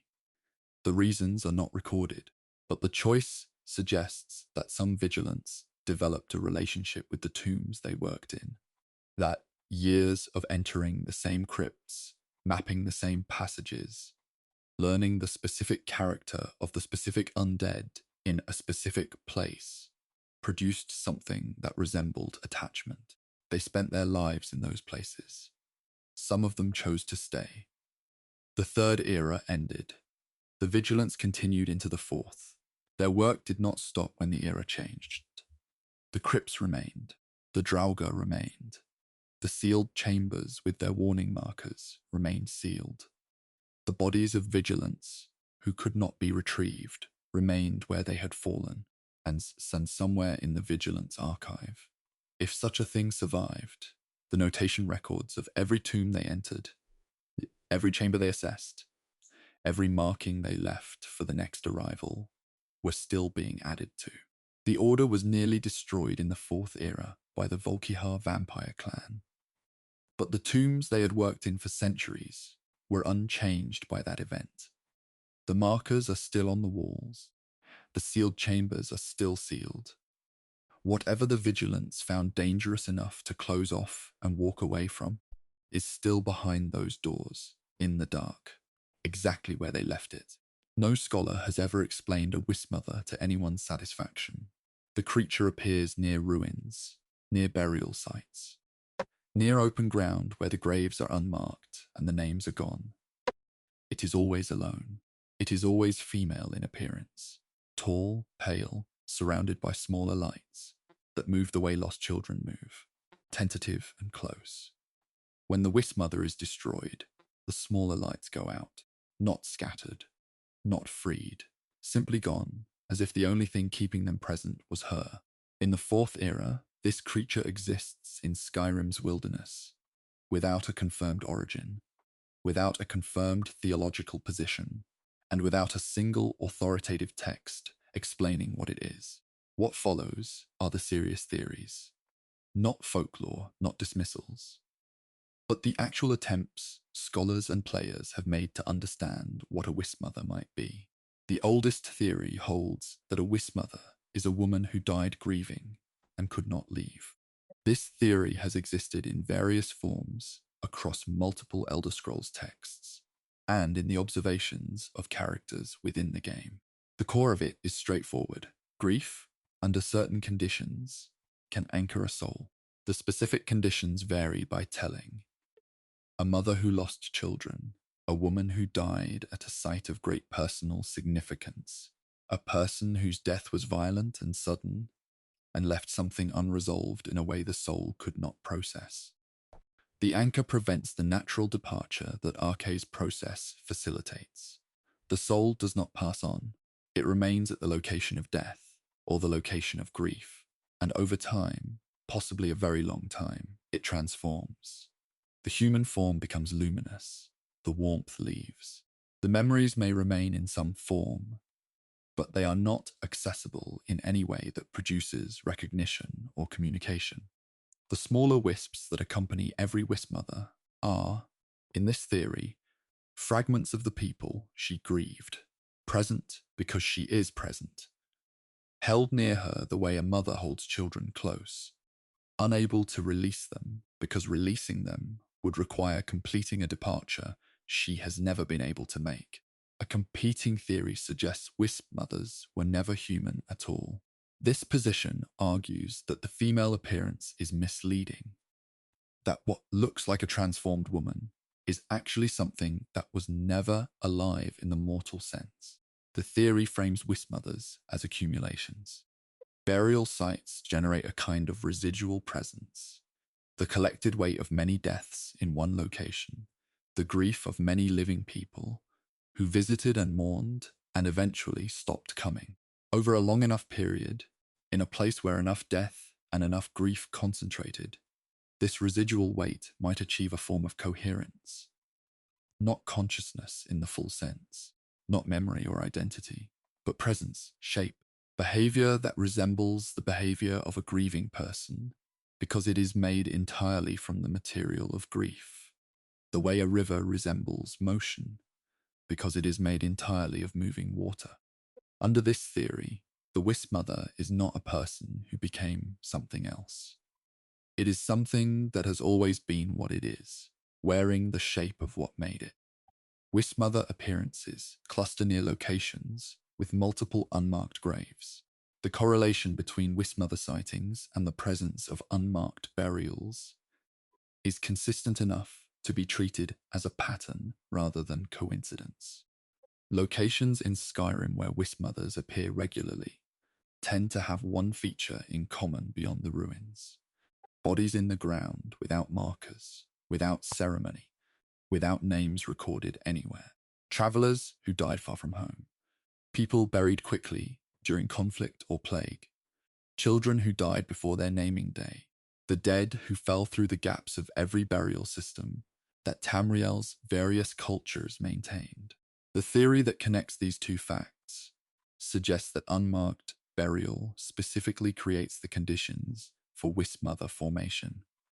That something about a death with no ceremony, no official passage, no named acknowledgement leaves the soul in a state that either cannot or does not complete its departure. Whether this is a failure of Arkay's process or a gap in it. Whether these souls are unprotected or simply unprocessed. The physical result is the same. The Wisp Mother appears where the unnamed dead are thickest. The behavior of the smaller wisps mirrors what happens when soul trapping goes wrong. In Chapter 6 of this script, the mechanics of soul trapping and the state of a soul held indefinitely inside a sealed gem were explored. There is a parallel in Wisp Mother behavior that has not been formally addressed in Elder Scrolls texts, but that players have noted consistently. When a soul gem is overfilled, when a soul too large for the gem attempts to enter it, the process fails in a specific way. The soul does not complete the trap. It fragments. Pieces of it distribute rather than concentrating in the gem. These fragments are not free. They are not trapped. They exist in an indeterminate state, near the location where the attempt occurred, unable to reassemble and unable to disperse. The wisps that surround a Wisp Mother behave in a way that is consistent with this description. They are attracted to her. They do not move freely. They cannot exist without her. And when she is gone, they do not scatter. They end. This is not how free souls behave. It is not how anchored souls behave either. It is how fragments behave when the thing holding them together is removed. Why Wisp Mothers appear female has no confirmed answer. But the theories are specific. The simplest explanation is that the original theory is correct. That all Wisp Mothers were once women, and the female appearance reflects the person they were. But this does not fully satisfy, because it requires accepting that only women become Wisp Mothers, which would mean only women die grieving in the specific way that produces the transformation. The second explanation involves the particular spiritual traditions that have historically placed women in roles connected to death. Hagravans, wise women, priestesses of Arkay. Under this view, the female form of a Wisp Mother reflects not the gender of the individual soul, but the cultural shape that death-adjacent spiritual roles have taken across Tamriel's history. The accumulated form assumes the shape of the role that processed the most death. The third explanation is the most unsettling and least supported.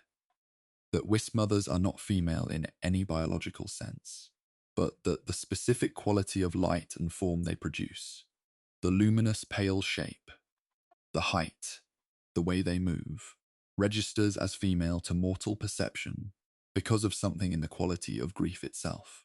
That grief, in Tamriel, has a gendered shape. This last theory has no law support. It has not been dismissed either. Arkay's jurisdiction over a Wisp Mother is genuinely unclear. Arkay governs the souls of mortals. their protection during burial, their passage after death, their right to a natural transition rather than a forced one. A wisp mother, under the theory that she was once human, is a soul that failed to complete Arce's process. By that logic, she should be within his domain, a soul he failed to protect, or that the circumstances of her death placed beyond his reach, or that he is still trying to reach through means that are not visible. But if the competing theory is correct, if a wisp mother was never a mortal soul, then she may exist entirely outside Arce's jurisdiction. She is not a soul that failed to depart. She is not a body held by an oath. She is not an ancestor spirit or a restless dead.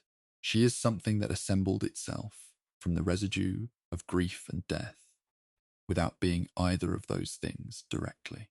There is no clear category in the theology of the Eight Divines for what she would be, which means there may be no clear category for what happens when she is destroyed.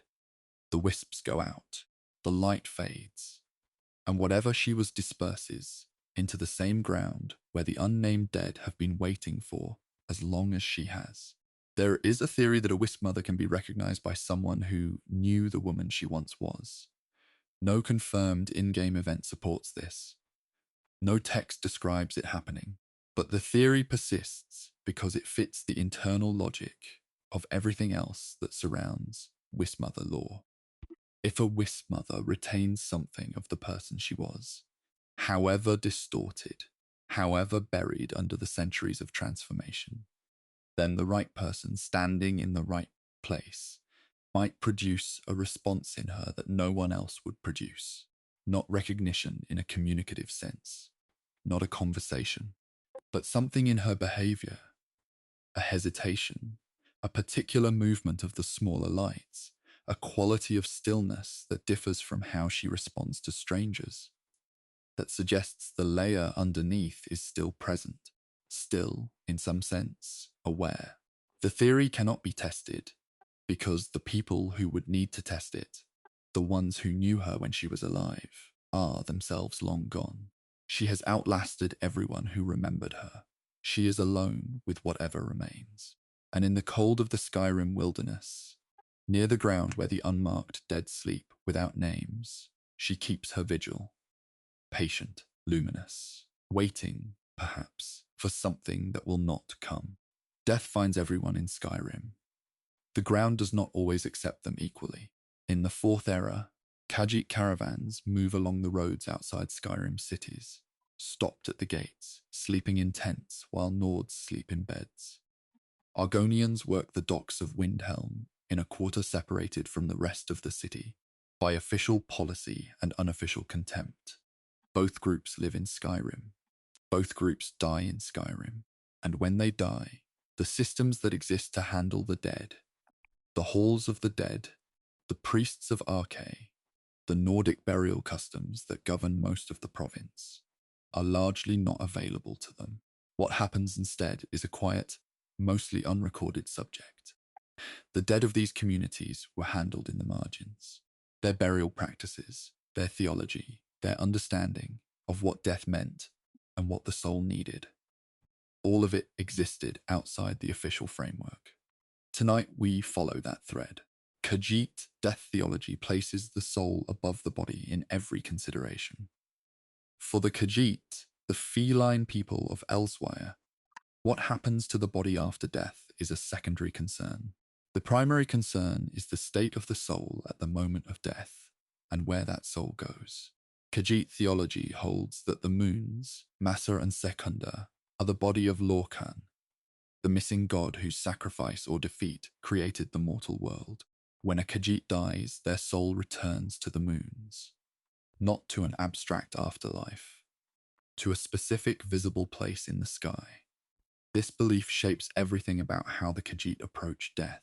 The body, once the soul has departed, is a secondary matter. It carried the soul through mortal life. That function is complete. What becomes of the remains is less important than whether the soul departed cleanly, without interruption, in a state of spiritual readiness. A Khajiit who dies violently, or in fear, or in spiritual confusion, may not depart cleanly. This is the real concern. The burial is almost incidental by comparison. Khajiit caravans that lose members on the road in Skyrim handle the dead quietly and quickly. A caravan cannot stop for long. The road does not allow it. When a Khajiit dies on the road, from illness, from cold, from the many dangers of Skyrim's wilderness, the caravan performs what ceremony it can and moves on. The body is not left exposed if it can be helped. A shallow burial, quickly done, marks the site in ways that other Khajiit passing the same road might recognize. Specific objects placed in specific arrangements. Modest markers that mean nothing to a Nord, but communicate clearly to the next Khajiit caravan that stops at the same site. These roadside burials are not considered ideal. They are considered adequate. The soul has already gone to the moons. The body needs to be treated with enough respect to honor the life it carried.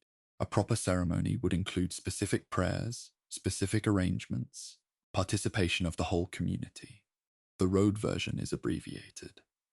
But it is not nothing. It is what the road allows. Small informal burial sites outside city walls hold the non-Nordic dead of Skyrim's holds.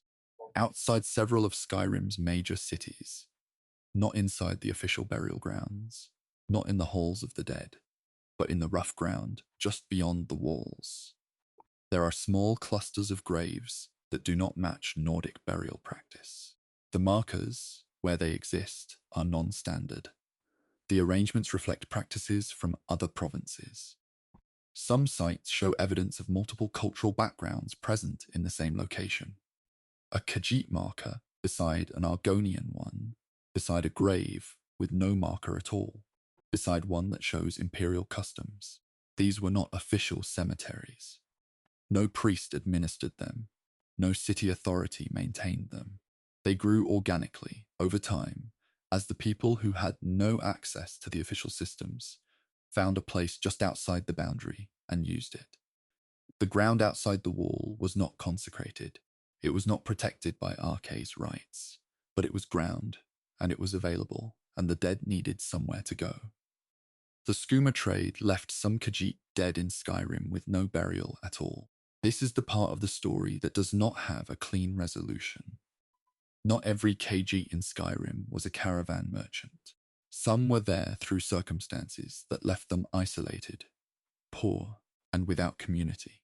The skooma trade, the illegal distribution of a highly addictive substance derived from moon sugar, drew some Khajiit into situations where death came without witnesses or ceremony.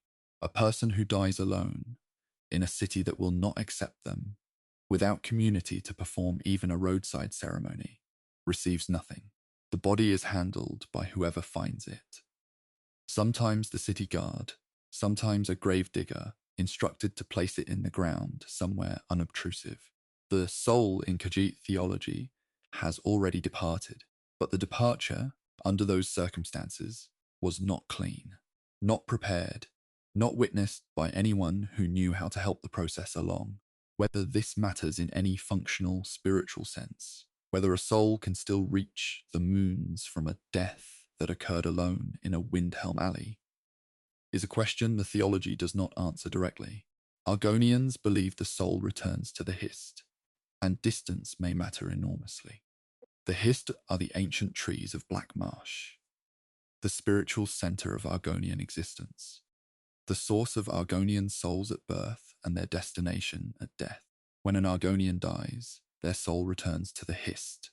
This is not metaphor in Argonian theology. It is a literal process. The soul travels back to the trees, is absorbed, and eventually sent out again in a new Argonian life.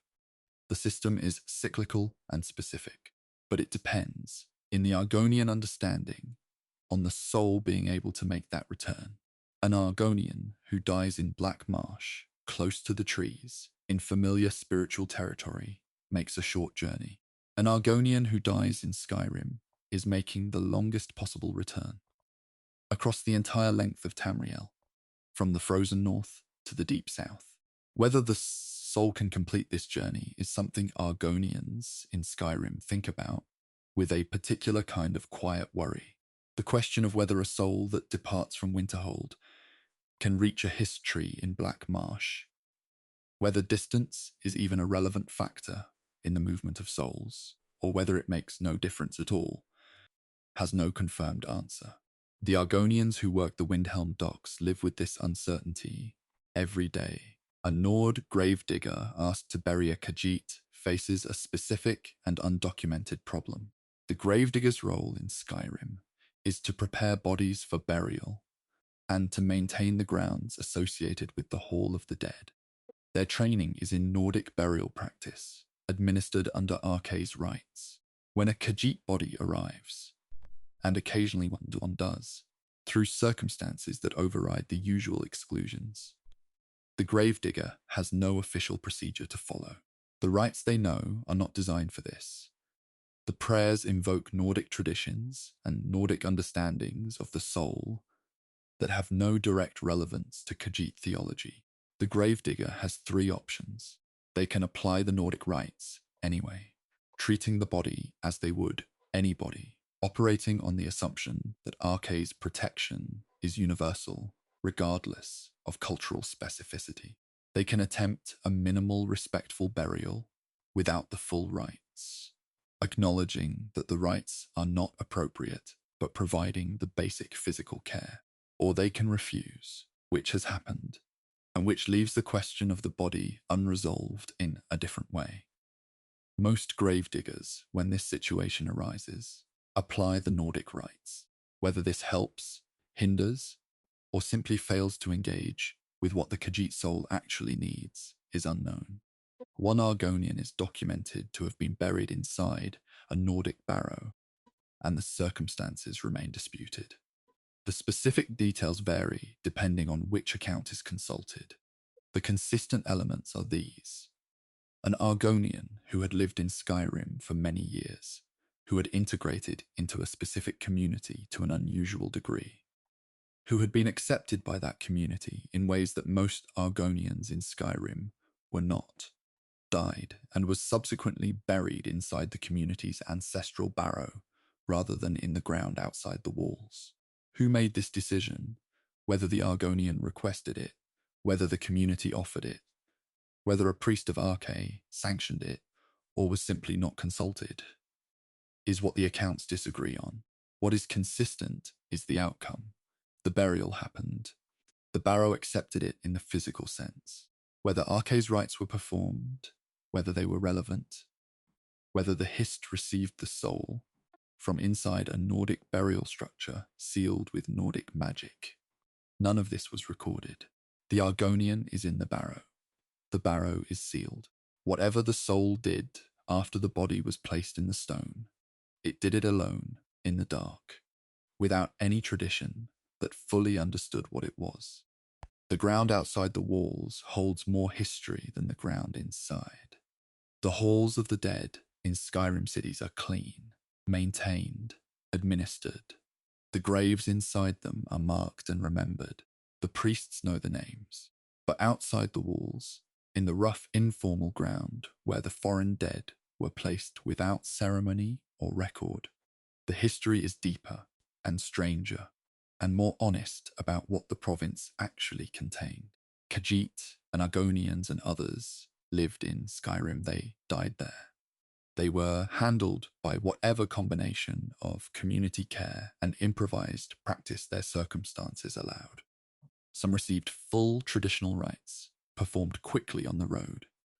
Some received a respectful minimal burial from people who did not share their tradition but tried. Some received nothing at all.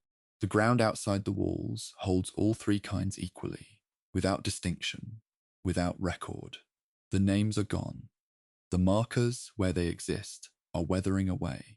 In a few more generations, the sites will be indistinguishable from any other patch of Skyrim ground. The dead will have become the earth. In the end, that is what all of them were always going to become, just through different paths, at different speeds, with different amounts of care along the way. Not every tomb in Skyrim contains the same kind of quiet. Some crypts are straightforward in their history. A warrior buried with honors, a dragon cult priest sealed with ceremony, the standard architecture of Nordic death practice, repeated in stone across the holds. These tombs are old. They are significant, but their silence is clean. It comes from time passing over something that was completed correctly. 3 tombs in Skyrim have a different quality of silence. Forelhost in the mountains of the Rift, Volunruud in the pale fields of Whiterun Hold, Labyrinthian in the high passes of Hjalmark. Each one holds something that was not finished, a decision that could not be unmade, a condition that was never satisfied, a history so layered that the original purpose is buried beneath everything that came after it. These 3 are not ordinary Nordic barrows. They were made strange by what happened inside them, and the silence they carry reflects that. Forelhost's sealed records reveal the final days of a cult that chose death over capture. In the late 3rd era, a group connected to a dragon cult variant took refuge in Forelhost. Imperial forces had pursued them. The doors were sealed from the inside. What followed, the days between the sealing and the end, is documented in fragments found within the tomb. The records are not dramatic, they are practical. Lists of remaining food, notes about the condition of the water supply, brief observations about the state of the people inside. And then, as the supplies ran out and the situation became clear, a shift in tone. The final entries describe a decision made collectively, a ritual ending rather than surrender or starvation. The specific ritual they chose was connected to their cult's beliefs about death and transformation. It was not random. It was deliberate and prepared. The last entry describes the preparations being complete. After that, nothing. The doors, sealed from inside, were never opened from inside again. Whatever they did it in a chamber that has not had a living visitor since the preparation was complete. Volunruud holds an unfinished negotiation, a dragon priest whose rest was conditional. The Elder's Cairn in Volunruud contains a dragon priest, Kvenel the Tongue, whose burial was not a simple interment. In Nordic tradition and dragon cult practice, some burials came with conditions. The priest would agree to rest and to remain resting in exchange for something being maintained or completed by the living who came after. For Kvenel, the condition involved the ceremonial weapons, 2 specific items, Edu and Okin, his personal weapons in life, being present and accounted for. The weapons were separated. They were held in different parts of the tomb. The specific arrangement, why they were placed where they were, what the original intention of that placement was, what ceremony was supposed to connect them, and under what circumstances, is not fully preserved in any text. What is clear is that the condition was never completed the way it was supposed to be completed. Kvenel remained in the cairn, not simply because the magic held him there, because the terms of his rest hadn't been satisfied. The weapons existed. The priest waited. The ceremony was never performed. Labyrinthian's oldest layer predates the dragon cult entirely. This is the theory that makes Labyrinthian the most architecturally complex tomb in Skyrim. The dragon cult construction is visible. The style, the materials, the arrangement of spaces are consistent with dragon cult building practices from the Merethic era. But beneath that layer, in the sections that the dragon cult built over rather than replaced, there is something older. Stonework that does not match Nordic technique. Chamber arrangements that follow a different organizational logic from anything in the dragon cult framework. The materials used in the lowest accessible sections suggest construction from a period that predates the Nordic presence in Skyrim entirely. Who built this original structure and for what purpose is not documented in any surviving text.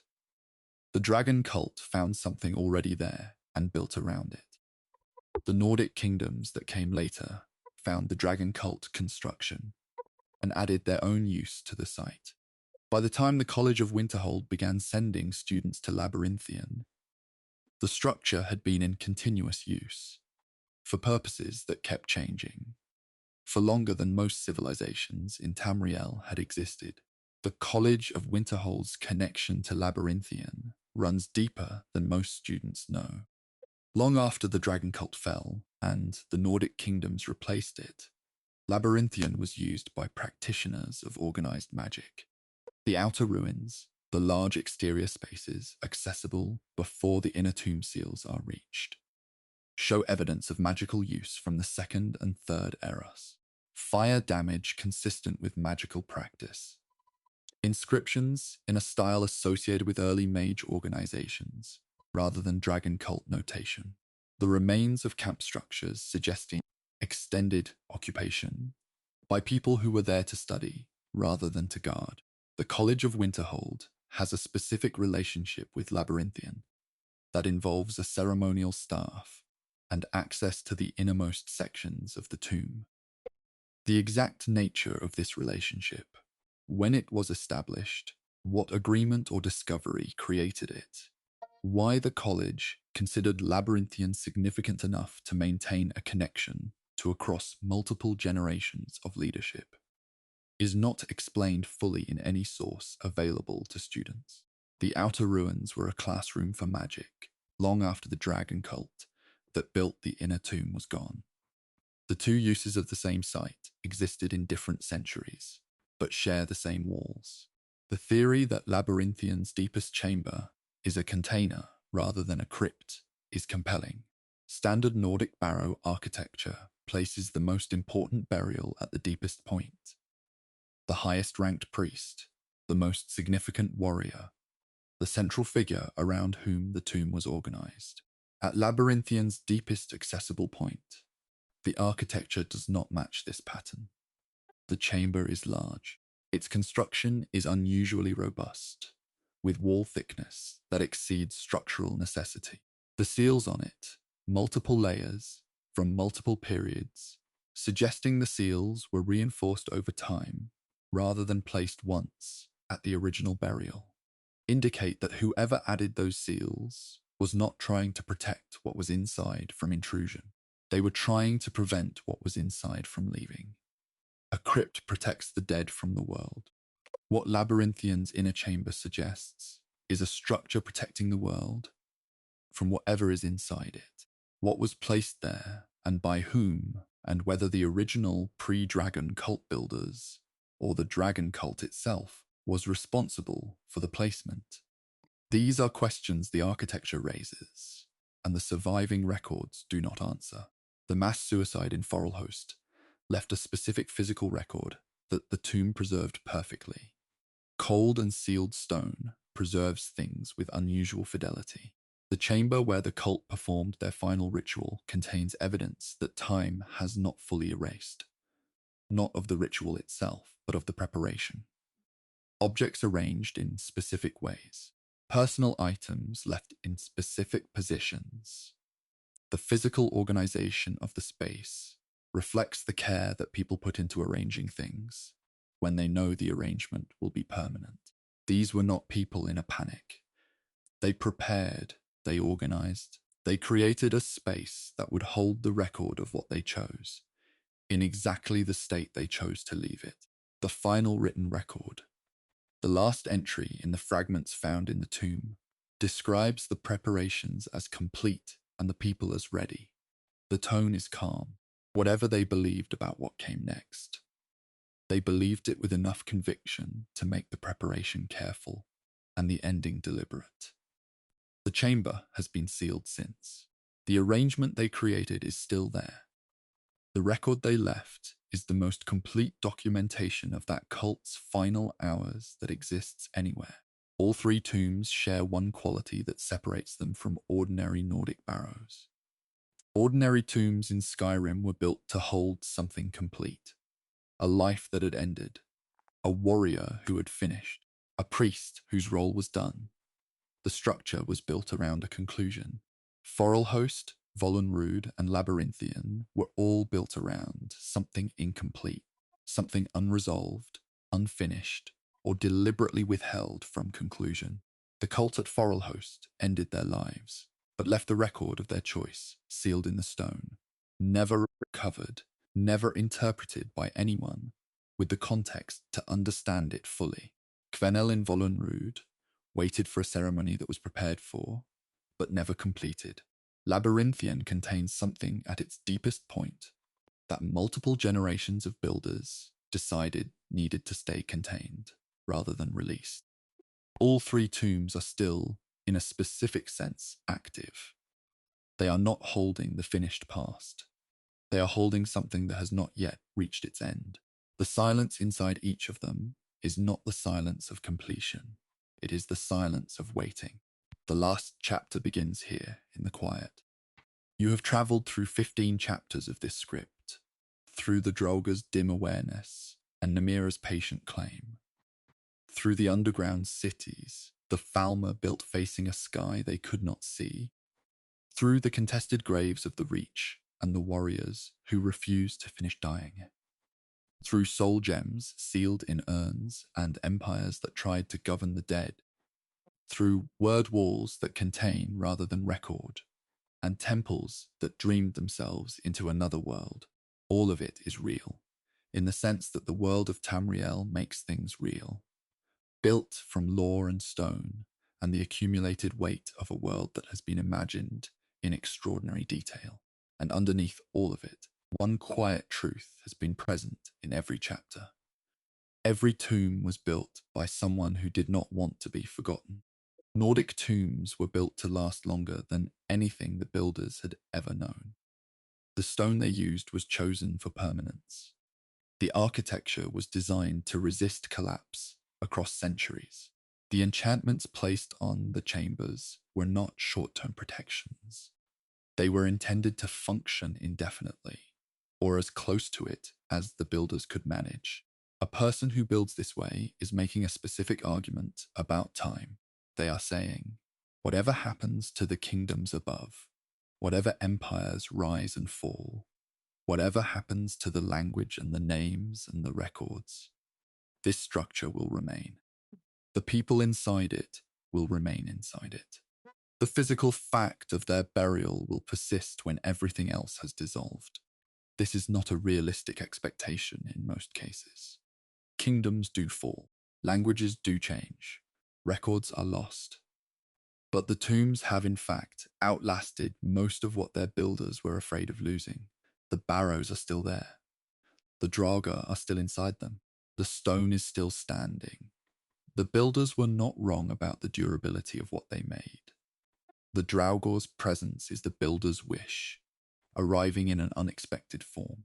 Every person buried in a Nordic barrow was placed there with the hope that something would persist. The name, the memory, the weight of the life that had been lived. What the builders likely imagined was a kind of honored rest. The warrior in the tomb, remembered by descendants, visited on significant occasions, connected to the living world through the ongoing acknowledgement of family and community. What they got in many cases was the Draugr. Something did persist, the body, a fragment of awareness, the oath, the guard duty that was supposed to end but did not. This is not what anyone planned for. The builders wanted memory. They got presence. It is a darker version of the same impulse. The refusal to be completely gone, expressed through mechanisms that nobody would have chosen if they had been given a choice. But the persistence is real. The builders asked the world to remember them. The world, in its own way, complied. A tomb is not a place for the dead. It is a message the living sent into the future. This is the quietest reframing of everything this script has explored. The dead do not need tombs. The dead, once gone, do not benefit from stone structures and sealed chambers and carefully arranged grave goods. The tomb serves the living, the people who built it, who needed to believe that something of the person they lost would continue. The architecture is a letter. The placement of objects is a sentence. The scale of the structure is a measure of how much the builders needed to say.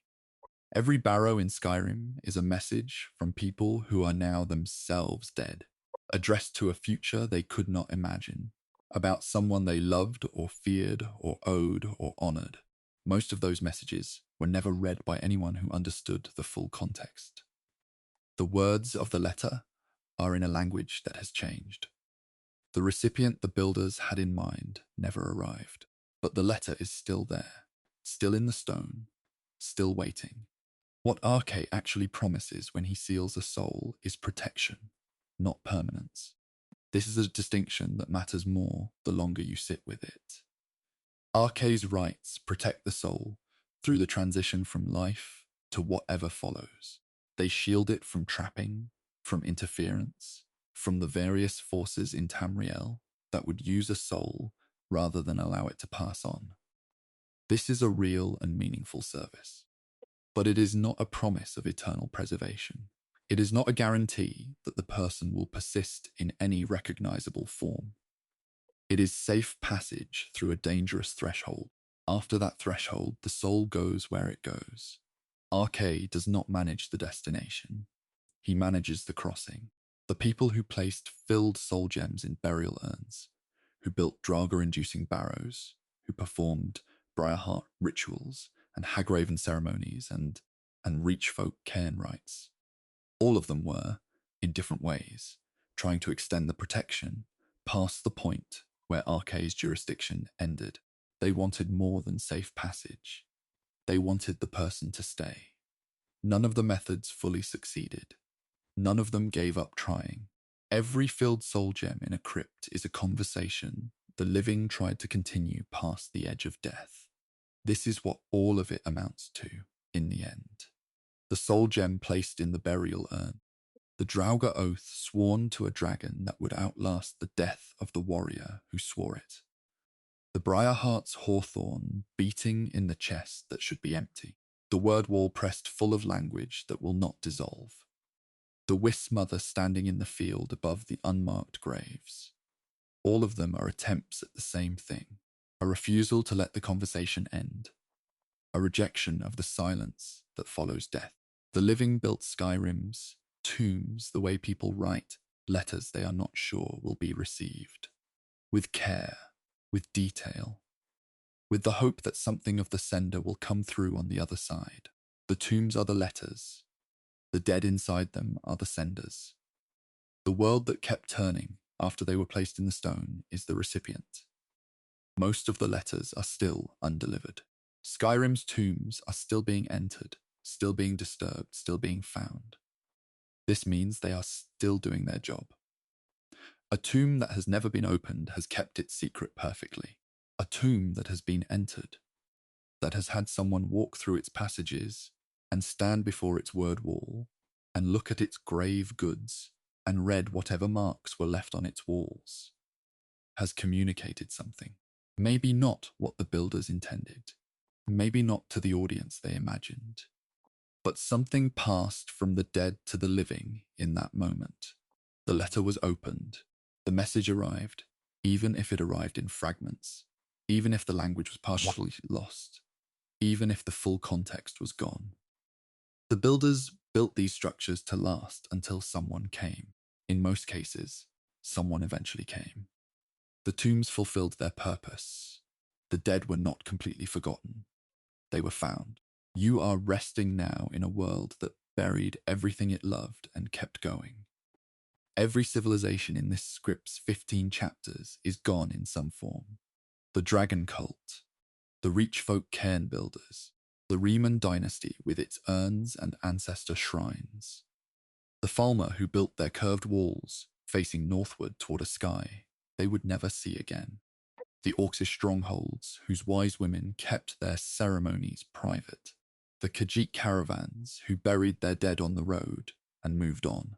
All of them are in the ground now in some form, under Skyrim's cold and patient stone. The world that held them kept turning. New civilizations arrived. New names replaced the old ones. The languages changed. The gods were reinterpreted. The maps were redrawn. And underneath all of it, the tombs stayed where they were placed, holding what the living could not bear to fully release. Somewhere in Skyrim, a crypt door is still sealed. No one has found it yet. The passages inside are exactly as they were left. The grave goods are still arranged the way the burial party arranged them on the day they sealed the door and walked away. The Draugr, if one is there, is in its resting position, folded, still, cycling through whatever it cycles through in the long dark. The word wall at the back holds something it was told to hold. The inscription in the margins, the section that has never been translated, is still there in the stone, waiting for someone who can read it. The cold inside is the specific cold of enclosed space that has not had a breath of outside air in centuries. The silence is the specific silence of a place that has been sealed against all sound for longer than any living person has been alive. The door is somewhere. The ground above it has changed many times, but the door has not moved. Whatever is inside it has not moved.